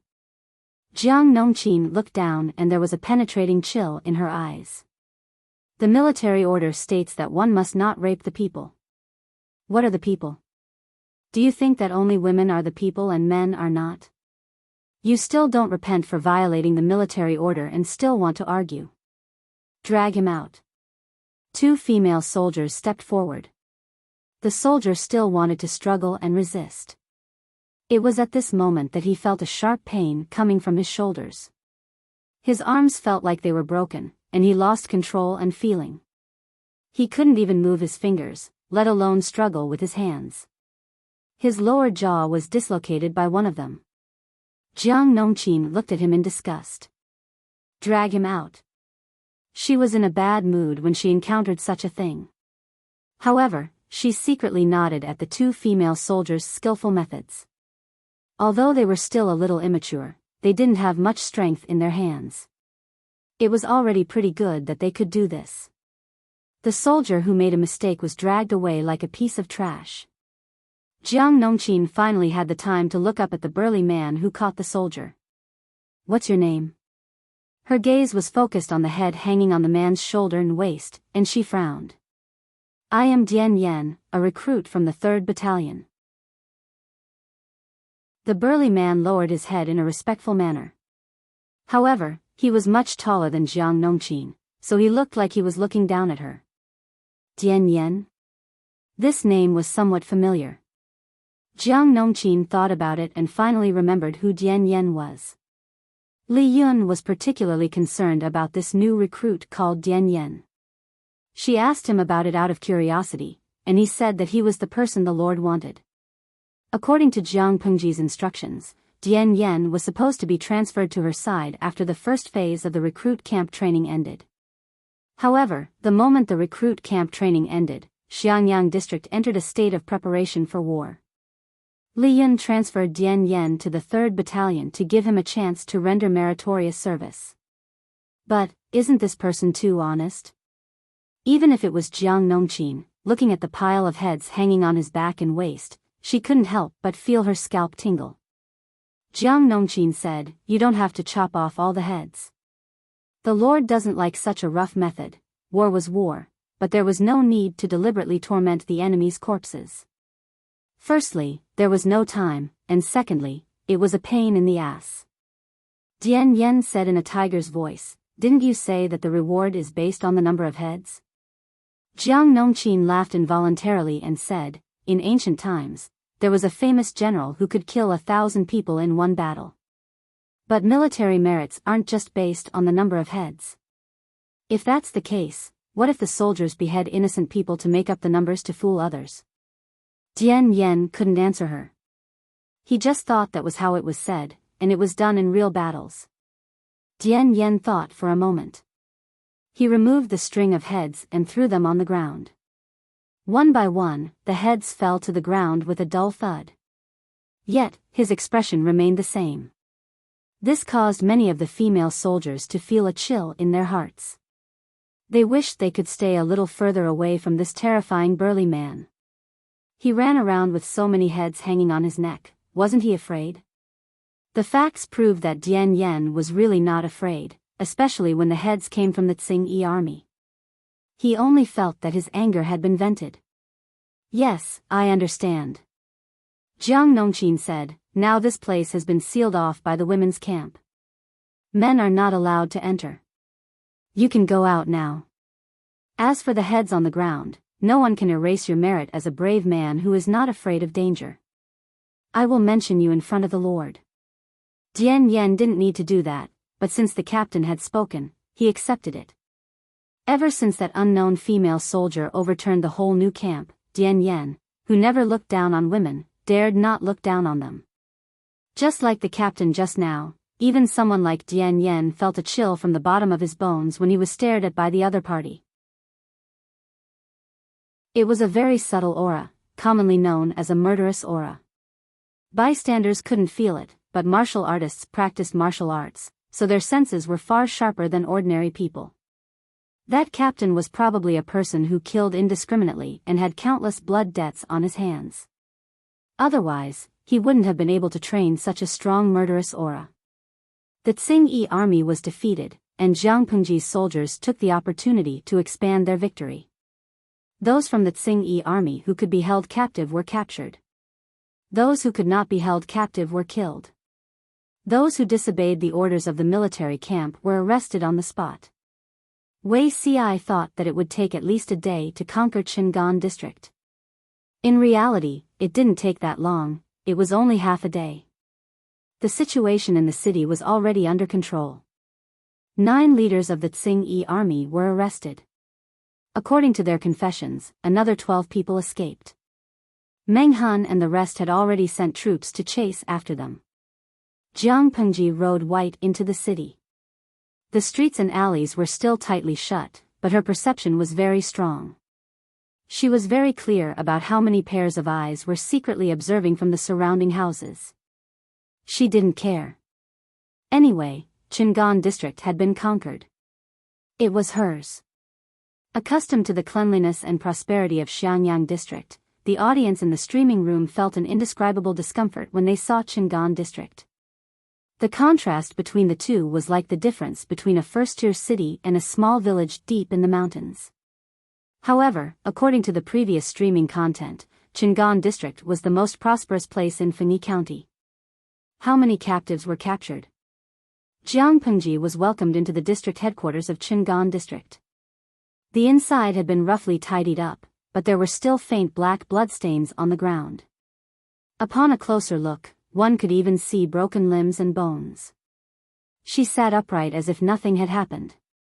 Other than the Tsing-Yi army who were killed and those who escaped from the other side of the city gate, the total number of captives is about 1,800.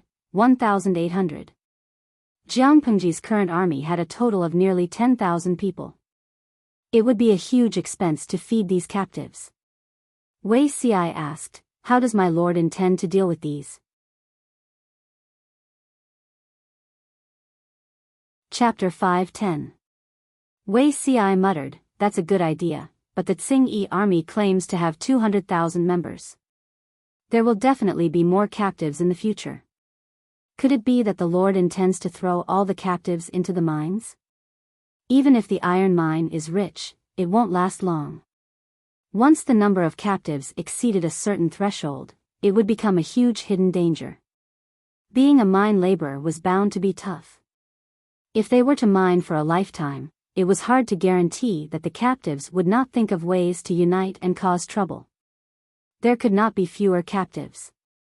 Many manual labor required captives, but there could not be too many. If there were too many captives, they would be shooting themselves in the foot. If they wanted to have a good reputation and become a truly benevolent ruler, they even had to think of a way to properly arrange their future.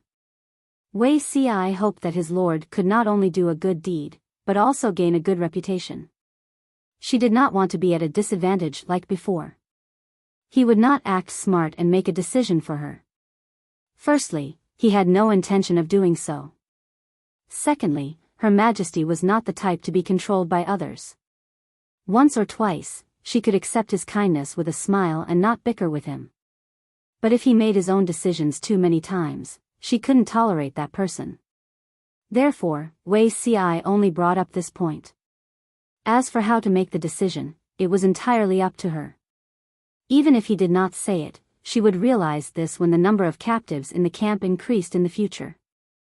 Jiang Pengji thought about it and said, Zixiao's concern is not unreasonable. We can't let all the defeated troops become captives in the future.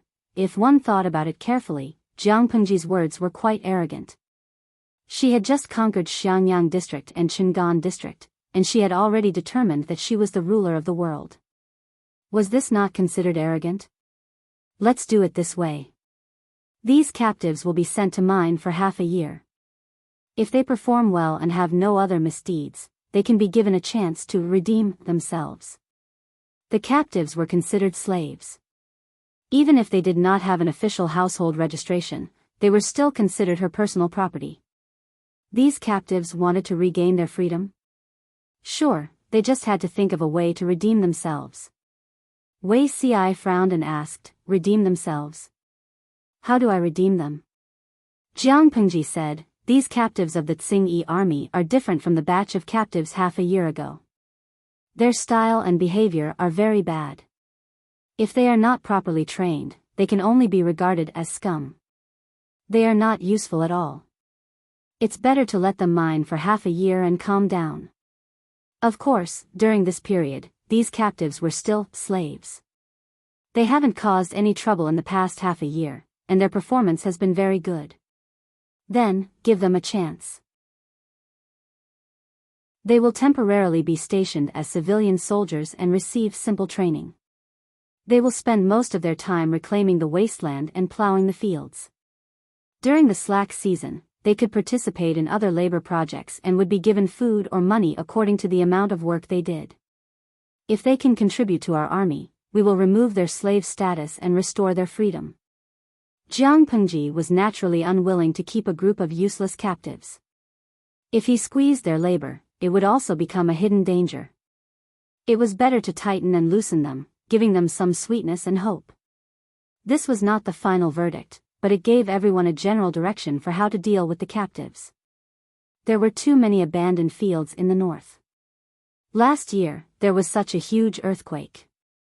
Many fields were uncultivated. Because of the Tsing army, Qingan district missed last year's autumn harvest and this year's spring plowing. This meant that there was almost no harvest for 2 years. There were many fields but little food. Who knew how many people were still suffering from hunger? Jiang Pengji had a lot of points of popularity at the moment. She could create a lot of food, but she did not rely on this channel. A normal and healthy force should be self-sufficient and even have abundant food. Not only could it feed the people, but it could also have enough money and food to fight a war. Although it was easy to exchange for food in the mall, without a complete food production system, they would starve to death without the system. Don't forget, she only imprisoned that subsystem. The main body was still hidden in the corner of this world. Not only that, according to her probing of the system a few times, the points of popularity should have other uses. Due to these considerations, Jiang Pengji felt that these captives should work hard to shine and not be idle. Su Ku pondered for a while. He was quite moved by Jiang Pengji's suggestion. She gave the slaves a chance to redeem themselves, but she did not seal off all their escape routes. If these captives were motivated and repentant, and performed well for half a year, they could be stationed as civilian soldiers and plowed the fields for the army. The autumn harvest's food would be distributed between the government and the people. As for the ratio between the two, Jiang Pengji would not be too harsh. If the farming tools, seeds, and cattle were provided by the government would take 40% and the people would get 60%. If the farming tools, seeds, and cattle were provided by each household, the government would take 30% and the people would get 70%. The fields would be owned by the government. During the slack season, the soldiers would be sent to be instructors to teach them how to fight and kill the enemy. They also had the opportunity to go to the battlefield. If they could make contributions, they could even be freed from slavery according to their contributions. If these people did not have such intentions and only wanted to be ordinary people, they could take part in other paid jobs during the slack season.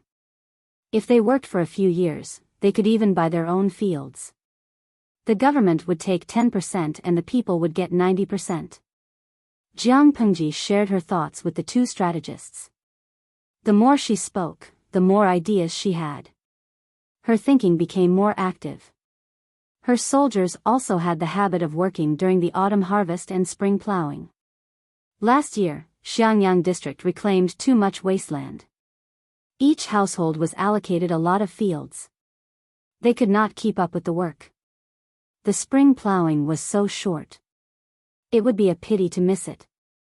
If God was kind this year, the autumn harvest's food could not only feed her army, but also feed the entire Xiangyang district. There would still be a surplus. However, her soldiers were mainly trained. Farming and other labor were auxiliary. The civilian soldiers were mainly farmed and worked as laborers. Training was secondary. Even if their combat qualities were not high, they were still better than ordinary people. However, Su Ku frowned and asked, "This distribution ratio seems to be too lenient." The government provided the farming tools, seeds, and cattle. No matter what, the profits should be 50% and not 40%. After all, the fields did not belong to the people. They did not have to pay for renting the fields. According to the Lord, the grain collected by the government included the grain tax. In this way, the ratio was much lower than the grain tax today. You can't calculate it this way. It's not much if you really calculate it. Wei Ci could see the situation clearly. I guess the Lord doesn't plan to pay the civilian soldiers? Even if she does, I think it will be much lower than our soldiers. The grain distributed to the civilian soldiers was indeed theirs. It was for their own consumption. The government did not pay them. If war came and the enemy attacked, they would have to take up arms to defend. In other words, it was equivalent to them farming, raising themselves, paying themselves, and going to the battlefield to fight. In Wei Ci's memory of the Golden Age, the current tax ratio was a little harsh. However, the most attractive thing about it was that the impoverished captives had the opportunity to buy their own land after some hard work. They would take 1/10 of the grain tax, which was what Jiang Pengji had mentioned earlier. The government would take 10% of the grain tax and the people would get 90% of the grain tax. Chapter 5:11. Wei Ci looked at his lord and sighed with emotion. In his previous life, the Lord was best at war. Whoever provoked her, she would fight back even if she had to fight with everything she had. But now, the Lord seemed to be even better at painting a big picture. Her ability to pacify people's hearts was even better. If the Lord in the past could be so shrewd, why did she have to be like that? First, she used household registration and marriage to stabilize the hearts of the women in the female camp, slightly reversing the prejudice of the people in Xiangyang district against the female camp, and stimulating the female soldiers' desire to fight for fame and fortune. Now, she came up with this method of farming to appease the captives and stabilize the hearts of the people in the rear, so that they would work for her wholeheartedly. The household registration of the female soldiers and marriage after retirement were not in sight yet, but everyone in the female camp was fighting to go to the battlefield. According to Meng Hun of the Vanguard Battalion, these female soldiers were incredible. They were so ruthless in killing that even the men could not help but tremble. Similarly, the method of farming was only a verbal plan.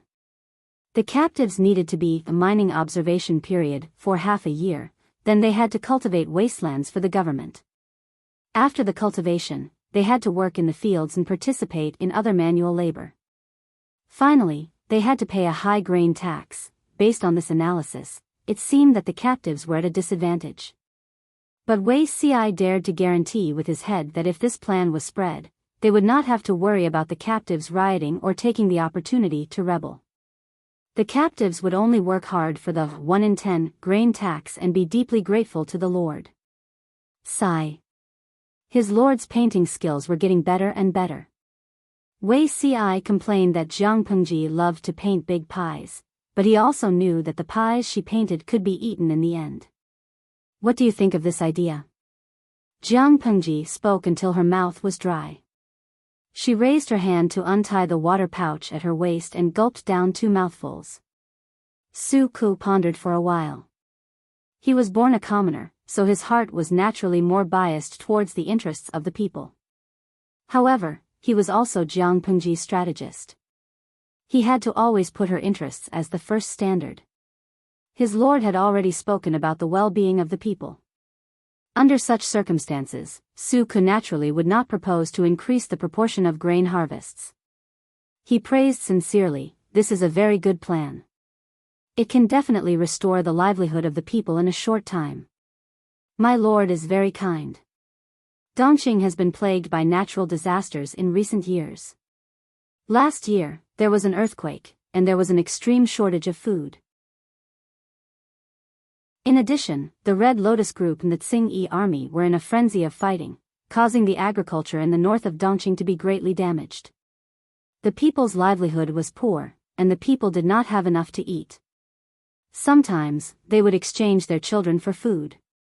If Jiang Pengji's method of stationing fields was implemented, not only could the people's livelihood be restored in a short period of time, but the people who had lost their land could also return to the fields to work.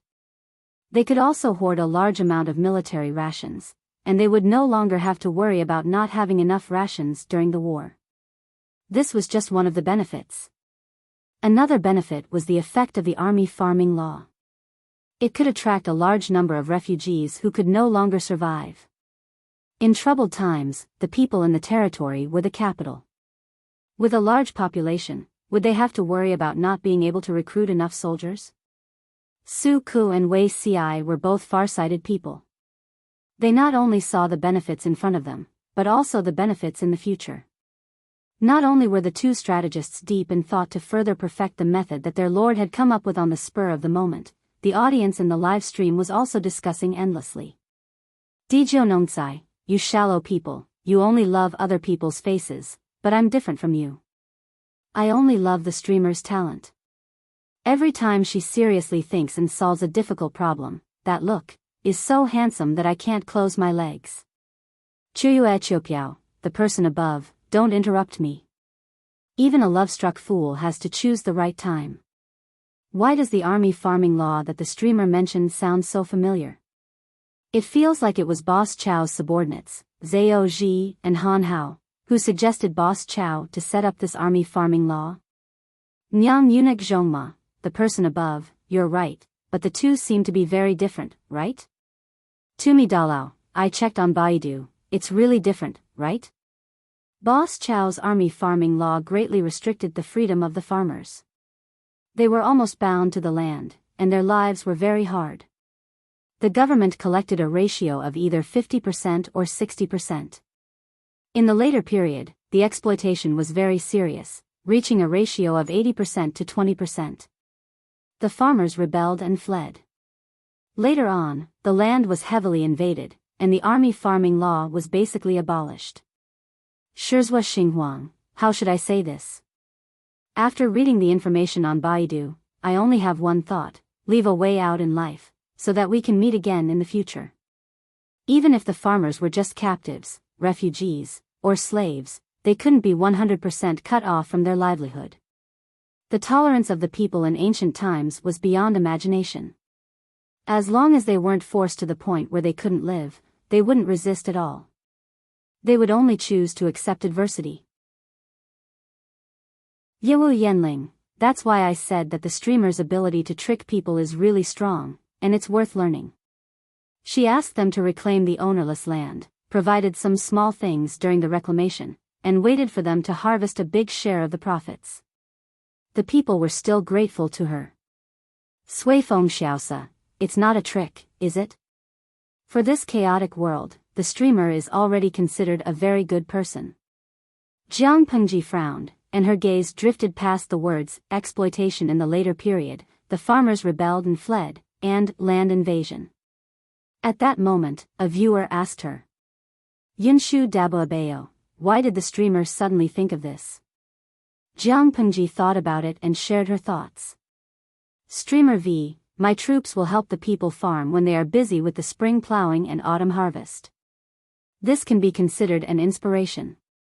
In addition, there are many records of farming in the book given by Mr. Ching Cheng, but the scale is very small, so farming in the field is not well known. To the common people of ancient times, the method of farming that she spoke of was perhaps astonishing. But according to Jiang Pengji's thinking, this suggestion was logical. As Wei Ci said, no matter how rich the iron mine was, it would be dug out one day. How would the captives be settled then? There would be more and more captives in the future. Would they all be thrown into the mines? Regardless of whether they were captives or ordinary people, they were all on the same side to her. She had the obligation to take care of these people. Jiang Pengji's taking care of them was not to prepare food and resources and let them stay at home to eat and drink and wait for death. Her taking care of them was to exploit the labor force of the person to the greatest extent and develop their ability to contribute to society so that they could support themselves. If the person was useless, Jiang Pengji would give up on such a person. This was the same as what Jiang Nongqin had said before. Those who were willing to save themselves could be saved, but those who were unwilling to save themselves were hopeless. From another perspective, this could be considered as an alternative interpretation of teaching a man to fish was better than teaching a man to fish. If the captives had nothing else to do, they would help the army to open up wastelands and learn how to grow food. In Jiang Pengji's previous life, the Federation pursued the idea that every citizen was a soldier. Every citizen had a certain amount of combat power. Similarly, she hoped that her people were as valiant as them. They did not need to have high combat power, but they must be able to fight. From this, it could be seen that they should learn how to fight when they were idle. When the above ideas were put together, the embryonic form of the farming method could basically be formed. Chapter 5:12. Jiang Pengji looked around and her gaze fell on Qiguan Rang, who was sitting in the corner. He was still holding the feather fan that never left his hand. He squinted his eyes slightly, as if he was listening attentively, but also as if he was daydreaming. Jiang Pengji directly called him out. She asked, "What do you think of this method, Wenzheng?" From the day Jiang Pengji met Qiguan Rang, she knew of his bad habits. If it was not necessary, he would never stand out. He would even deliberately reduce his presence. TSK. Did this guy cherish his life too much? Was he afraid that he would be killed if he performed too well? Qiguan Rang naturally did not get distracted. On the contrary, he listened very seriously. He even carefully considered the pros and cons of the method. Obviously, the implementation of this method today definitely had more pros than cons. However, after a long time, it was hard to say. The land belonged to the government, and the proportion of taxes was completely decided by Jiang Pengji alone. To put it blasphemously, if she was no longer in this world, and her successor had a bad temperament, what if he recklessly increased the proportion of taxes? This was one of the reasons. The other was the aristocratic families. They had absolute wealth and power. Even if the people found a way to buy their own land, could they keep this family business? Not to mention the distant past, now that Dongqing's land annexation was serious, how many people sold their land under the coercion of others and became tenant farmers? A bloody lesson was in front of them. However, even though he thought of this, Qiguan Rang did not want to bring it up at this time. Because there was not much meaning in bringing it up. The Lord needed to become stronger in a short period of time. The people also needed to recover from the heavy blows as soon as possible and live a stable and prosperous life. The drawbacks of the method would only be revealed in the later stages. He had not even learned to crawl. What was the point of thinking about things after running? Jiang Pengji did not give him the opportunity. She said, if you have anything on your mind, just say it. I won't laugh at you. You don't have to hide it from me. Just say whatever you have on your mind. If you can't come up with anything, don't even think about taking a break when you go back. The corners of Qiguan Rang's mouth twitched slightly. After a while, he spoke of his previous thoughts. After a while, he said shyly, I'm just worrying for nothing. Given the current situation, the Lord's army farming method is the best. Jiang Pengji relaxed her brows and said, you're not worrying for nothing. The biggest difference between taking precautions and worrying for nothing is that the former may happen in a short period of time, while the latter will only happen in the distant future, or even impossible. In at most a decade or two, she could turn the entire era upside down, so Qiguan Rang's worries were not wrong. I'll remember what you said. After Jiang Pengji finished speaking, she turned to Wei Xiai and Su Ku and said, we'll stop here for now. Go back and sort things out. After this battle, we'll make some adjustments according to the actual situation. Jiang Pengji knew that the best might not be the most suitable. Only those that fit this era would be the most suitable. Wei Xiai and Su Ku bowed and said, yes. After a while, the guard reported that Jiang Nongqin, the commandant of the female battalion, had requested to see him. Under the leadership of Meng Han and Li Yun, the vanguard battalion was wiping out the remnants of the Tsing-Yi army. What was Jiang Nongqin doing here now? Jiang Pengji frowned and allowed her to enter. Jiang Nongqin greets the Lord. After Jiang Nongqin entered, she solemnly bowed and found a place to sit after getting permission.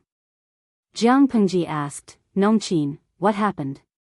She reported in a low voice, I've cleaned up the military discipline and caught 32 people who broke the rules.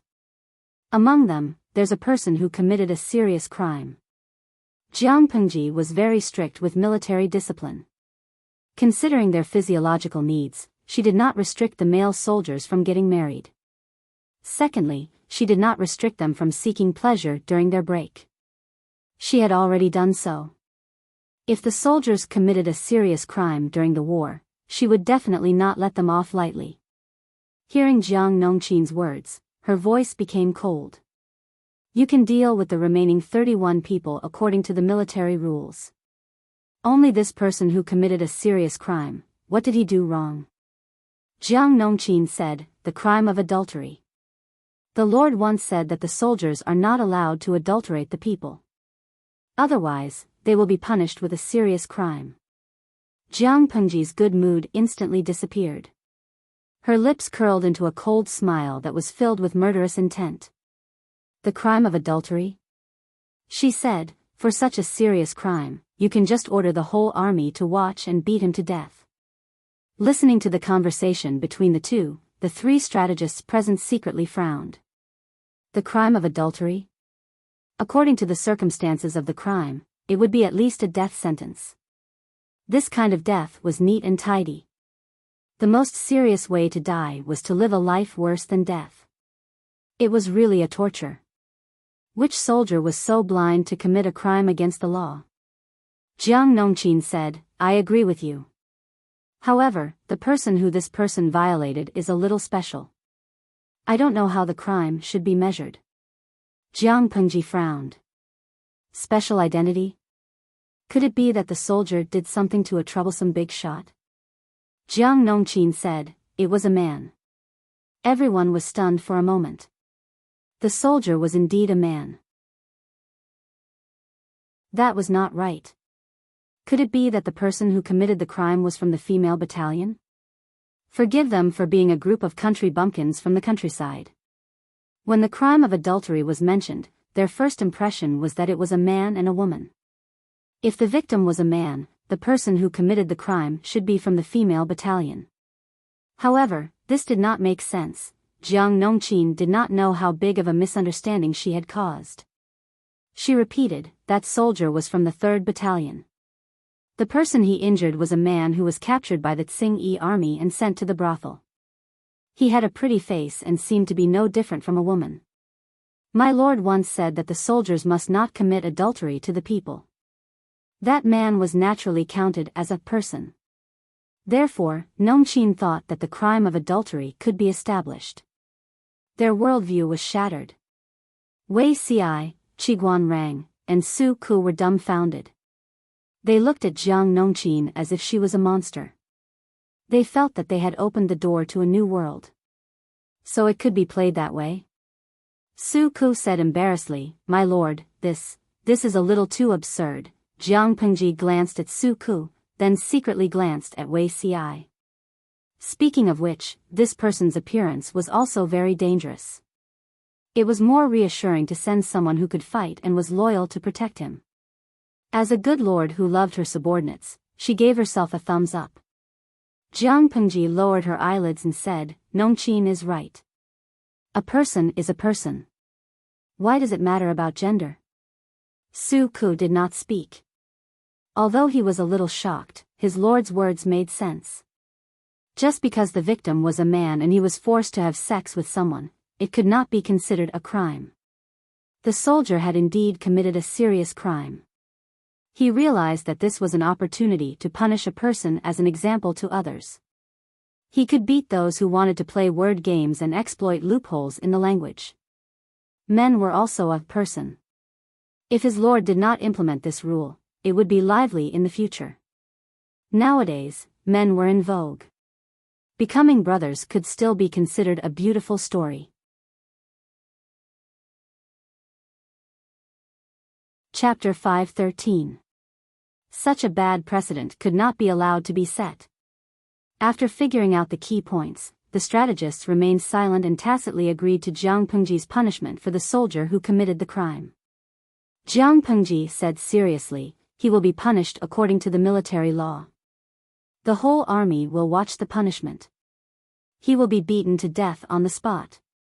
Jiang Nongqin bowed and said solemnly, "My lord is open-minded. I will obey your orders." The audience in the streaming room who was watching the whole process exploded. They really did not expect the matter to be settled just like that. Yinji Miao, what the F***ck, did I hear wrongly? The male soldier's crime has been established? Shuechao Shangtian Tian Tai, someone who studies law, what kind of crime is this in our country? Bao Bao Longation, do you need me to explain to you the crime of rape in our country? The crime of rape refers to the act of using violence, coercion, or other means against the will of a woman to have sex with a woman, or to have sex with a girl under the age of 14 intentionally. This is the accurate definition of rape in our country's criminal law. Do you understand? Bao Bao Yiliankin, I understand. In other words, is it not a crime of rape for a woman to have sex with a man or a man to have sex with a man? Bao Bao Shashanli, in theory, it is, but it is still a crime. It is just not a crime of rape. Mama, as a man with a handsome face, I suddenly feel that our country is very dangerous. Can I apply to migrate to Mars? Bao Bao Wangjiimo, streamer, I feel that you can really go to heaven. When the female soldiers in your female battalion grow stronger, maybe you can consider setting up a men's protection association. After all, your female soldiers are very scary. If there is domestic violence, what will happen to the weak men and women? Bao Bao Lu Zhanxian, by the way, am I really watching the streaming room in ancient times? The streamer's subordinates are very receptive. Jiang Pengji laughed involuntarily. It was not that they were receptive, it was obviously to prevent any loopholes in the language. Nowadays, men were prevalent in the world. The soldiers were ordered not to lay hands on civilian women. In order to vent their lust, they might lay hands on civilian men. Now there were signs. If they did not restrain themselves, it would be difficult to recruit soldiers in the future. Who would dare to come? Wei Ci and the others were only preventing people from taking advantage of loopholes and destroying the atmosphere.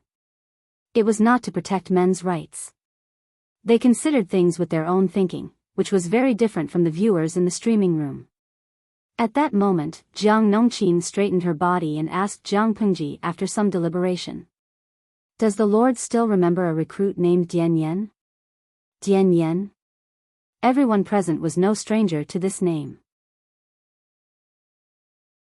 After all, Dian Yen was either staying in the military camp or temporarily staying at Wei Si's house. Jiang Pengji said, "Of course I remember. I even told Han Mei that if Dian Yen completes his recruit training, he can be transferred to my side." After Wei Si heard this, he secretly glanced at his lord and sighed to himself that the fate between his lord and Dian Yen was indeed destined. "What's the matter with the recruit?" she asked. Jiang Nongqin told him what she saw. She said, "The soldier who committed a serious crime was caught by this person. When I saw him, I saw dozens of human heads hanging on his shoulders and waist. He was very brave. I think this person is a promising talent." Jiang Pengji's fingers tapped on the table. She originally wanted to wait for Dian Yan's training to end before transferring him to her side and nurturing him. This person was born to be a general.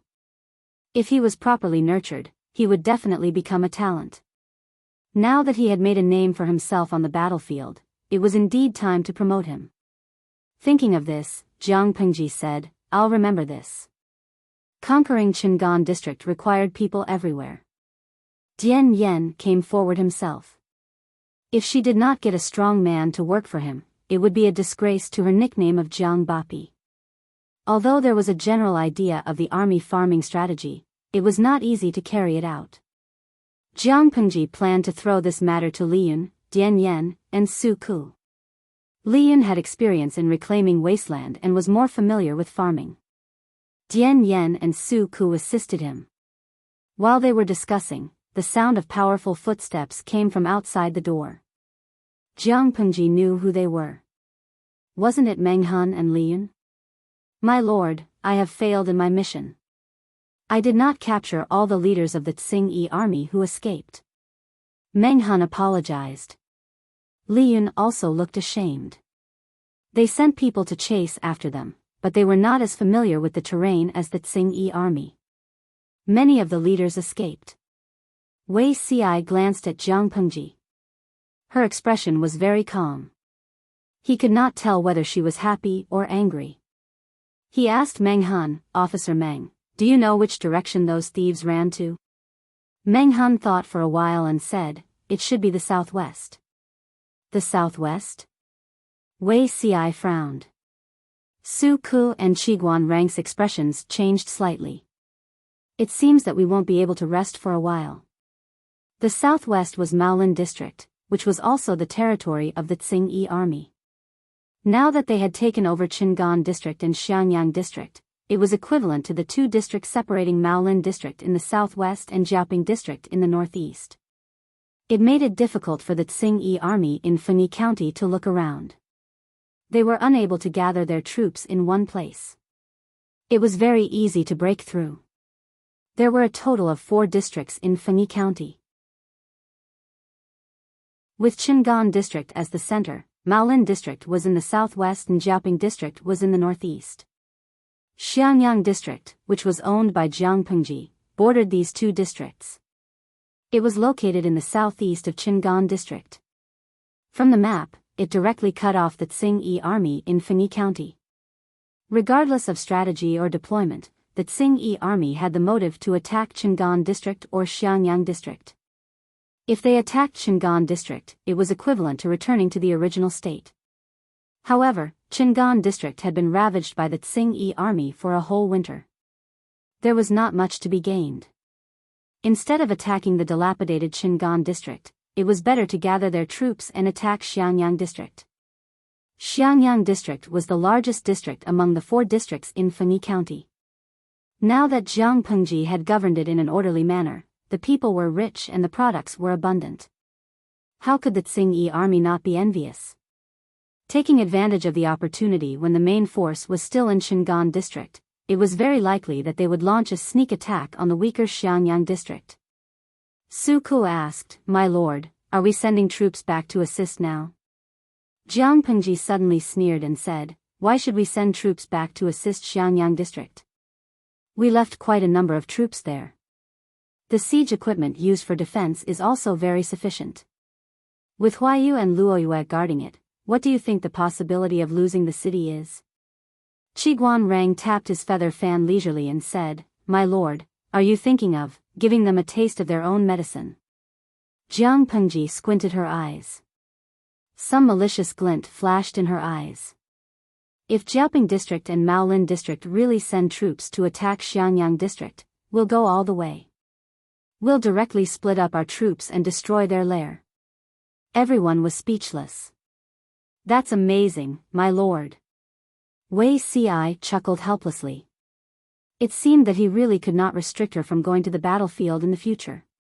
Seeing that she had nowhere to vent her anger, the Tsing-Yi army became her punching bag. Her idea was quite good, but it was more conservative. She could only launch a sneak attack on either Jiaoping District or Maolin District.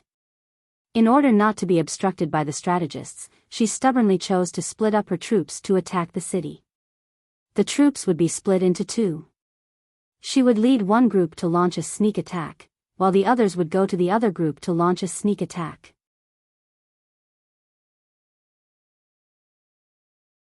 Chapter 5:14. As it turned out, Wei Ci knew Jiang Pengji's temper quite well. It was as he had predicted. Send scouts to observe the movements of the Tsing-Yi army in Jiaoping District and Maolin District. Report to me immediately if there are signs of sending troops. Jiang Pengji squinted her eyes. She originally wanted to gradually encroach on the 4 districts of Fengyi County. Step by step, steadily and surely.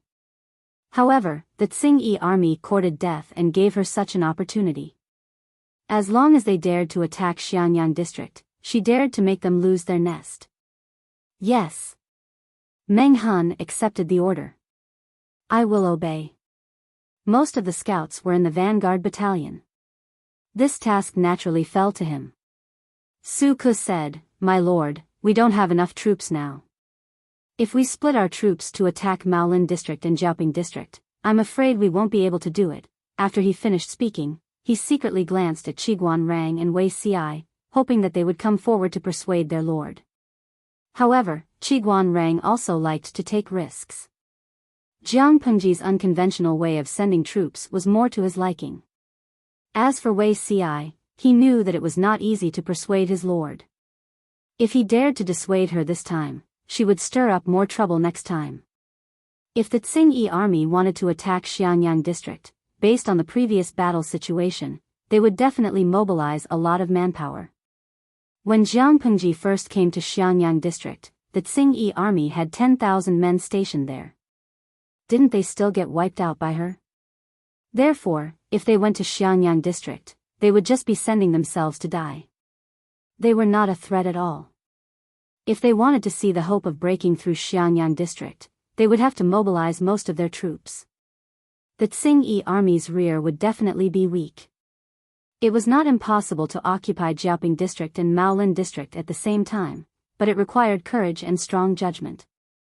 Su Ke saw that they refused to speak and immediately understood their intentions. He could only sigh faintly. He could not do anything alone. It was impossible to change his lord's decision. Jiang Pengji sat on the seat of honor and said, "This matter is temporarily settled.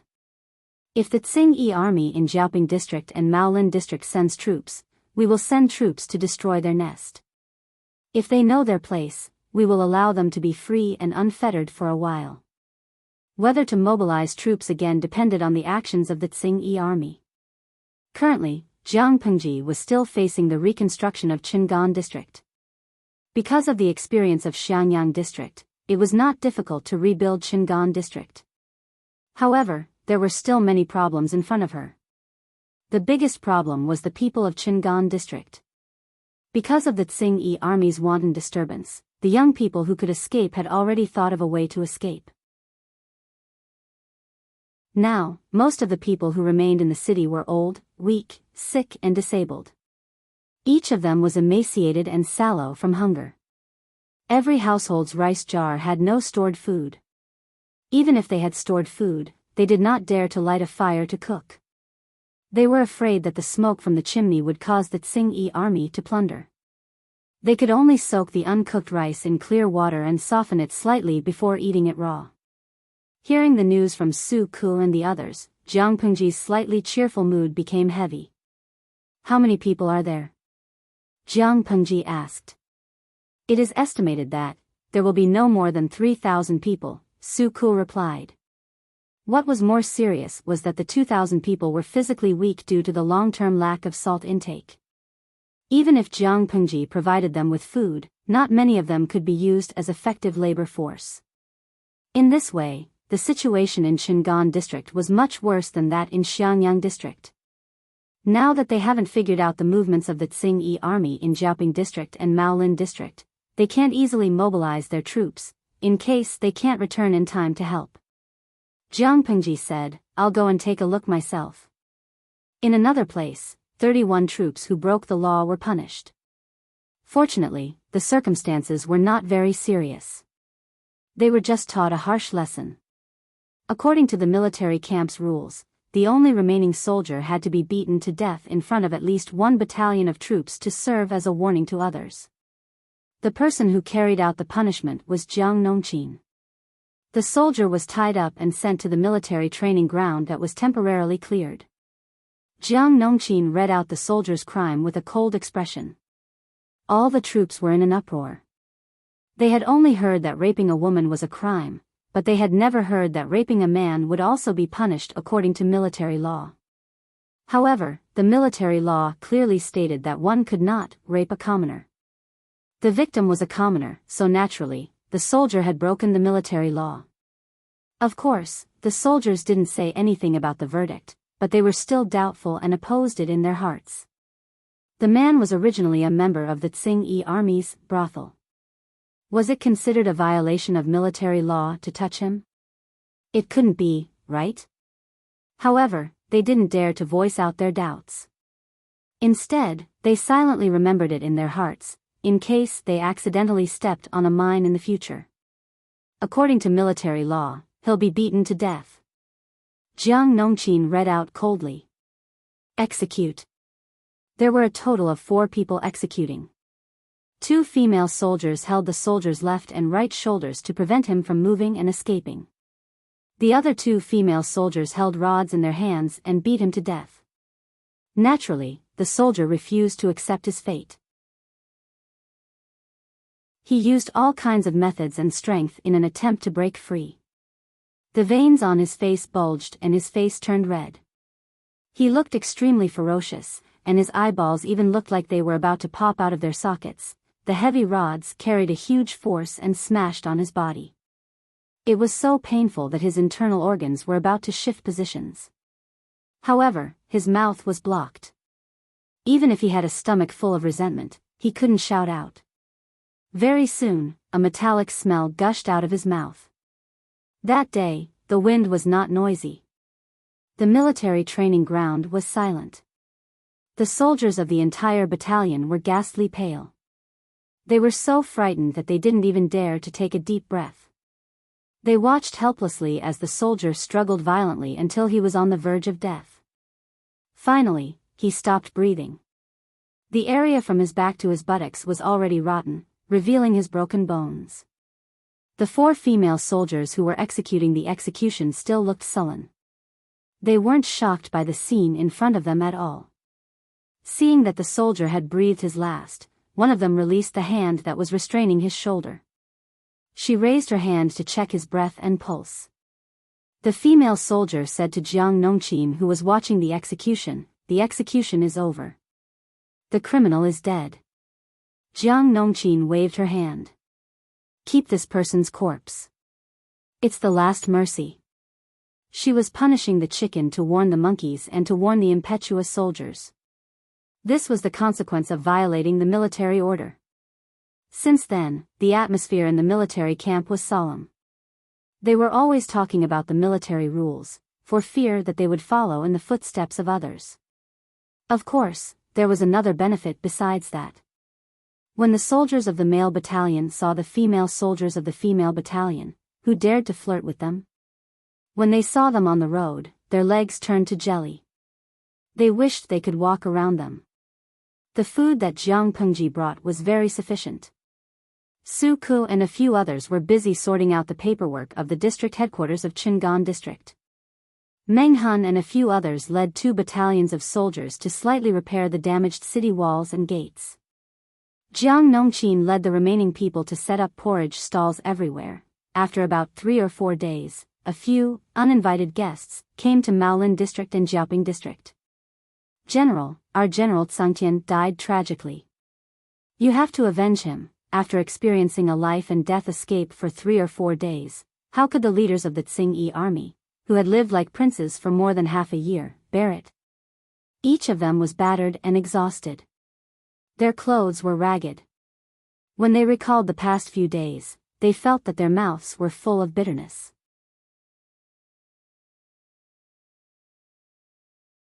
Chapter 5:15. Jiaoping District. Don't worry. Speak slowly. You're a man. Why are you crying? You're so girly. The leader of the Tsingyi army in Jiaoping district called himself General Ping Tian. He was one of the leaders of the Tsingyi army. When he received a message from a soldier saying that there were companions from Qingan district outside the district and they kept repeating the news of General Tsangtian's death, he was horrified. He quickly asked his men to welcome the members of the Tsingyi army. At first glance, they were really General Tsangtian's subordinates. General Ping Tian thought about it and hurriedly asked these people about the details of General Tsangtian's death. Who would have thought that as soon as he opened his mouth, these people were already crying their eyes out. Their faces were smeared with snot and tears. In addition, they hadn't washed themselves for many days, so their faces were stained with something. They looked very dirty and pathetic, and anyone who saw them would feel disgusted. General Tsangtian. General Tsangtian was killed by a group of people. They even snatched Qingan district and swaggered in. They drove our brothers out. General Tsangtian died unjustly. The crying leader of the Tsingyi army was the subordinate who had previously flattered General Tsangtian. In order to escape, he could not bear to leave the good days of the Tsingyi army, so he could only seek refuge with his accomplice. Has Qingan district been breached? Hearing the news, General Ping Tian of Jiaoping district was frightened. He hurriedly asked for details. Brother, don't cry. Tell me first, which bastard killed Brother Tsangtian? How many people did he bring? Qingan district was very close to Jiaoping district. It would only take a little more than a day to reach there on foot. Since the enemy had conquered Qingan district, it was hard to guarantee that they would not target Jiaoping district. If they turned around and waved their troops, he had to at least know the details of the enemy and be mentally prepared. Hearing General Ping Tian's concern, the leaders of the Tsingyi army, who had abandoned General Tsangtian's corpse and fled, cried even more sadly. They held the only emotional card firmly, hoping to get a good position here with the little favor left by General Tsangtian. They miserably described Jiang Pengji and her men as particularly abominable. They tried their best to beautify General Tsangtian's noble image and described how the general sacrificed himself for others to delay the invading army, so that his brothers could have precious time to escape. Hearing these compliments, General Ping Tian secretly curled his lips in disdain. According to his understanding of General Tsangtian, how could he not know his temperament? If he could abandon his subordinates in exchange for his own life, he would definitely do it by hook or by crook. How could he sacrifice himself for others? However, it was not appropriate for him to say this out loud. He also revealed a rather moved and sad expression, matching the other party's acting skills. After a long time, General Ping Tian finally found out who had conquered Qingan district. Xiangyang district. This is not easy. That's a tough nut to crack. No one has been able to crack it for half a year. The Tsingyi army only knows how to plunder, how would they know how to build? No matter how good the cards were, when they fell into their hands, they could only play out the worst situation. Qingan district had been destroyed to such an extent that they were so poor that they couldn't even find a grain of rice. General Ping Tian knew how to restrain himself. He did not drive the people of Jiaoping district to a dead end in one go. However, he still took advantage of them from time to time and plundered them again and again. The people were miserable and there were often people who wanted to escape. General Ping Tian did not know about other things, but he knew that there were no commoners in the district city. There was only the Tsingyi army left. In that case, how could he still be considered a general? Therefore, he cracked down on any attempt to escape and captured all the commoners who had escaped. However, life forced the commoners. Even if they risked being killed by the Tsing army, there were still commoners who tried to escape. In the face of this phenomenon, General Ping Tian was of course so angry that he gritted his teeth. At the same time, he was even more envious of the nearby Xiangyang district. However, the district city was as tough as a tortoise's shell. It was not easy to go anywhere. Hearing that Xiangyang district had taken the initiative to attack Qingan district, General Ping Tian was extremely flustered. Do you know how many people they brought to Qingan district? General Ping Tian was secretly anxious. He was afraid that Jiang Pengji's next target would be him. He had not enjoyed the prestige of being a general enough. About 6 or 7,000. Maybe a lot more than that.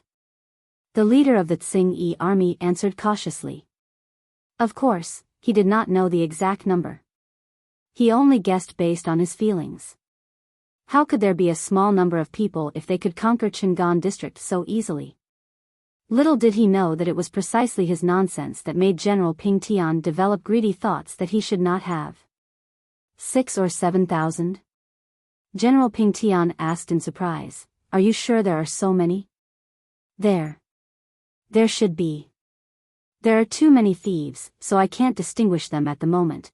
The leader of the Tsing army secretly pinched the corner of his clothes. He was extremely nervous. 6 or 7,000. The total number of troops in Xiangyang district is less than 10,000. General Ping Tian's heart trembled. A bold idea shrouded his heart. He was so excited that he could not even hold his things steadily. If the people in Xiangyang district really sent 6 or 7,000 troops to attack Qingan district, it meant that there were at most 3 or 4,000 troops guarding Xiangyang district. It would be a fool's dream if they wanted to defend the huge Xiangyang district with such a small number of troops. Perhaps he could take advantage of it. General Ping Tian was very clear about the situation in Qingan district. It was a super big mess. It could definitely entangle Jiang Pengji and the others so that they would have no time to take care of the situation in Xiangyang district. In this way, the rear of Xiangyang district would be empty. However, thinking of the losses that the Tsing army suffered in Xiangyang district last year, General Ping Tian did not dare to let his guard down. If he wanted to conquer the city as soon as possible, he had to have sufficient troops. Taking advantage of the fact that the rear of Xiangyang district was empty and the main force was delayed by Qingan district, he could take a gamble. Even if those people reacted, Xiangyang district would have already changed hands. When the main force rushed to the city, it would be of no help. Thinking of this, General Ping Tian's heart was burning. Originally, he only wanted to take 60% of the troops to raid Xiangyang district, but now he could not wait to take all the troops away and conquer Xiangyang district as soon as possible. He could not help but think of the shocked and resentful expression of Jiang Pengji's main force. Thinking of this, he comforted General Tsangtian's old subordinates with a gentle voice. He was in a good mood. Although General Ping Tian looked down on General Tsangtian's fat body and stupid brain, he also wanted to annex the old subordinates left behind by General Tsangtian. No matter how small a mosquito was, it was still meat. If he could absorb the Tsing army that was under General Tsangtian's control, his power could expand again. General Ping Tian asked, apart from you, are there any other brothers who survived? The leader of the Tsing army answered miserably, only a few hundred brothers were lucky enough to escape. The rest were all killed. Some of them fled to Jiaoping district, while the rest fled to Maolin district. General Ping Tian was shocked. He was afraid that the Tsing army in Maolin district would also think that Xiangyang district was empty and run to take advantage of the situation. A sense of crisis arose. He patted the shoulder of General Tsangtian's old subordinate and said indignantly, General Tsangtian and I were comrades. He was killed by the traitors. How can I not avenge him as a brother? Don't worry. I'll summon the troops and destroy the traitor's lair.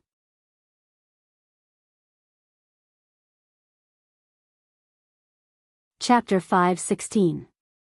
Not long after, the scouts who were paying close attention to the activities of the two counties sent news that the two counties were in the midst of organizing their troops. Hearing that, Jiang Pengji smiled slyly and proudly. If she did not make the Tsing-Yi army lose everything, she would write her name backwards.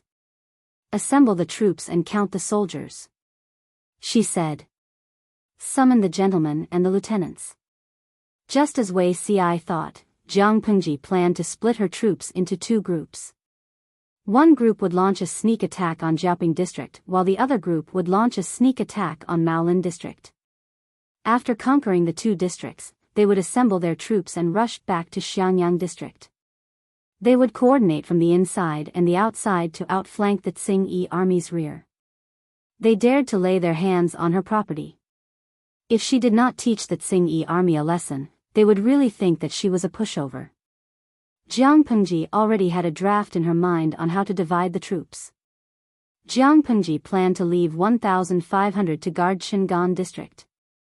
She would lead 1,500 elites to launch a surprise attack on Jiaoping district, and the remaining troops would launch a sneak attack on Maolin district.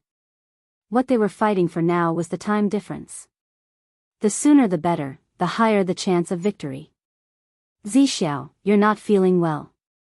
It's not suitable for you to rush over in a short period of time. You and Officer Meng will lead these 1,500 soldiers to guard Shingan district. The damaged city gate had already been partially repaired, and together with the city defense equipment, it should be able to resist for a period of time. Wenzheng and I will attack Jiaoping district. Han Mei, Nongqin, and Xiaoyu will lead the remaining soldiers to attack Maolin district. We must conquer it as soon as possible. Wei Ci secretly cried and laughed. She had indeed chosen Qiguan Rang. Qiguan Rang would not stop her from having fun at all, but he had no choice but to accept the order along with the others. Jiang Pengji said decisively, "We'll set off after nightfall." It was hard to guarantee that no enemy scouts would discover their intentions during the 100-day march, but it was much safer at night. At the same time, far away in Xiangyang district, Feng Jin was still wandering in the sea of documents. Feng Jin's recent daily life could be summed up in 11 words. Very busy, extremely busy, super busy. Everyone's work pressure was piled on him, and he said that he should spend more time with his wife. It was all a lie. How busy were they exactly? Ever since the army set off for war, he had not stepped foot into his house. Currently, there were only 4,000 soldiers left in Xiangyang district. Although it was not considered a shortage, if there was a heavy pressure on the border, these 4,000 people would not be enough. Fortunately, his lord still had some conscience. What conscience? She did not drag Zhang Ping, the treasurer of Xiangyang district, along with her. The carpentry workshop that Zhang Ping was in charge of could produce all kinds of siege and defense weapons. These things could give Xiangyang district more confidence. Under Feng Jin's instructions, Zhang Ping got the woodworking workshop to manufacture all kinds of defensive equipment urgently. He wished he could arm the entire Xiangyang district to the teeth. Of course, from Zhang Ping's point of view, with their current level of equipment, even their teeth were made of cast iron. Feng Jin was so busy that he could not see his wife, but his wife could come and see him. She was even carrying Changsheng, who could speak clearly, in her arms. Daddy. Daddy. Hug. When Changsheng saw her father, whom she had not seen for a few days, she excitedly asked for a hug. Feng Jin rubbed his sore eyes to make sure that his ears and eyes were not hallucinating. He really heard his daughter's call and also saw his wife and daughter standing at the entrance of the government office, hesitating and not daring to approach. Seeing that Wei Jingxian was worried, Feng Jin said to her, "Come in, there are no important documents here." He raised his hand to catch his daughter, who had become a ton heavier. Before he could sigh, Changsheng stepped on his thigh and kissed him. "Don't kiss me, don't kiss me. Doesn't this girl find it dirty?" Feng Jin had been staying up late for several days. He slept less than 2 hours every day and was so busy that he did not have the time to wash up. He looked a little embarrassed. His daughter kissed him immediately, afraid that she would get dirty. Daddy? Changxing was despised. She tilted her head in confusion. His daughter was still young. Feng Jin did not know how to explain. He could only look at Wei Jingxian for help. His wife was still the best. She understood his predicament and reached out to carry his daughter back. She said gently, "Daddy is tired. Don't disturb him." Changxing lay in Wei Jingxian's arms. Her big watery eyes were like those of a fawn, which melted people's hearts. Cool. Changxing hugged her mother with both arms. Wei Jingxian glanced at the table and was shocked by the pile of documents on it. Why are there so many? Xiangyang district was only a district. Why were there so many documents that needed to be handled? In her impression, the district magistrates were very idle. They were either walking their birds and dogs every day or spending their time in the mountains and rivers. They were so free and unfettered. Her husband only assisted Lanting. When Lanting went to war, her husband temporarily took over the official duties. Why was he so busy? Feng Jin rubbed his eyebrows and said, "After the spring plowing, we still have to collect farm tools and cattle. These things have to be accounted for. Xiangyang district is considered a rare peaceful refuge in the north. Every day, refugees from all over want to enter the city. These people have to be settled. Many wealthy families have migrated here to seek refuge. They want to buy the good houses under the Lord's name. They have to deal with these. Currently, Xiangyang district was still under construction. It was becoming more and more prosperous. Seeing how clean and beautiful the newly built rental houses in the district headquarters were, many locals of Xiangyang district felt uncomfortable. They also wanted to rebuild their houses. However, if they wanted to rebuild, they had to pay for all the materials and labor costs themselves. It was not cheap. That kind of house could not be built with money. They still had to go through the procedures of the district headquarters. They had to approve the kiln to fire this batch of green bricks. They had to confirm the quantity of green bricks before they could start building the houses. In the end, they needed Feng Jin's signature and approval. Otherwise, they couldn't build the houses. Usually, a few people would share the workload. Now that he was the only one left to look after the house, it was naturally very tiring. Apart from these messy matters, there were also the local government affairs of Xiangyang district and various conflicts. They were trivial and troublesome. It was either conflicts about family affairs or disputes about the uneven distribution of land. Feng Jin really wanted to throw these matters to the women's department in the government office. However, the women's department was already crazy busy. As a man, he really couldn't bring himself to make things difficult for a group of young ladies. Wei Jingxian saw that her husband's eyes were bloodshot and his eye bags were dark. Her heart ached a little. She asked, "Are these documents very important?" Feng Jin was startled. His brain, which hadn't slept for a long time, reacted slowly. After a while, he understood the meaning of her words. "It's not important. It's just very trivial," Feng Jin said. Wei Jingxian thought about it. She reached out and took a portion of it. Then, she sorted the various documents according to their importance. Changxing stayed in her arms and squirmed restlessly. She raised her claws and grabbed her sleeve. She minded her own business and played with it.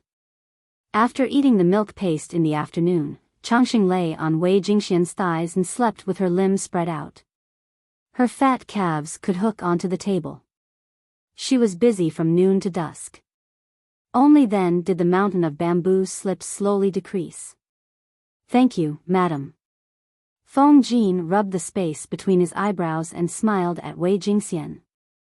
"Let's go home," Wei Jingxian said with a smile.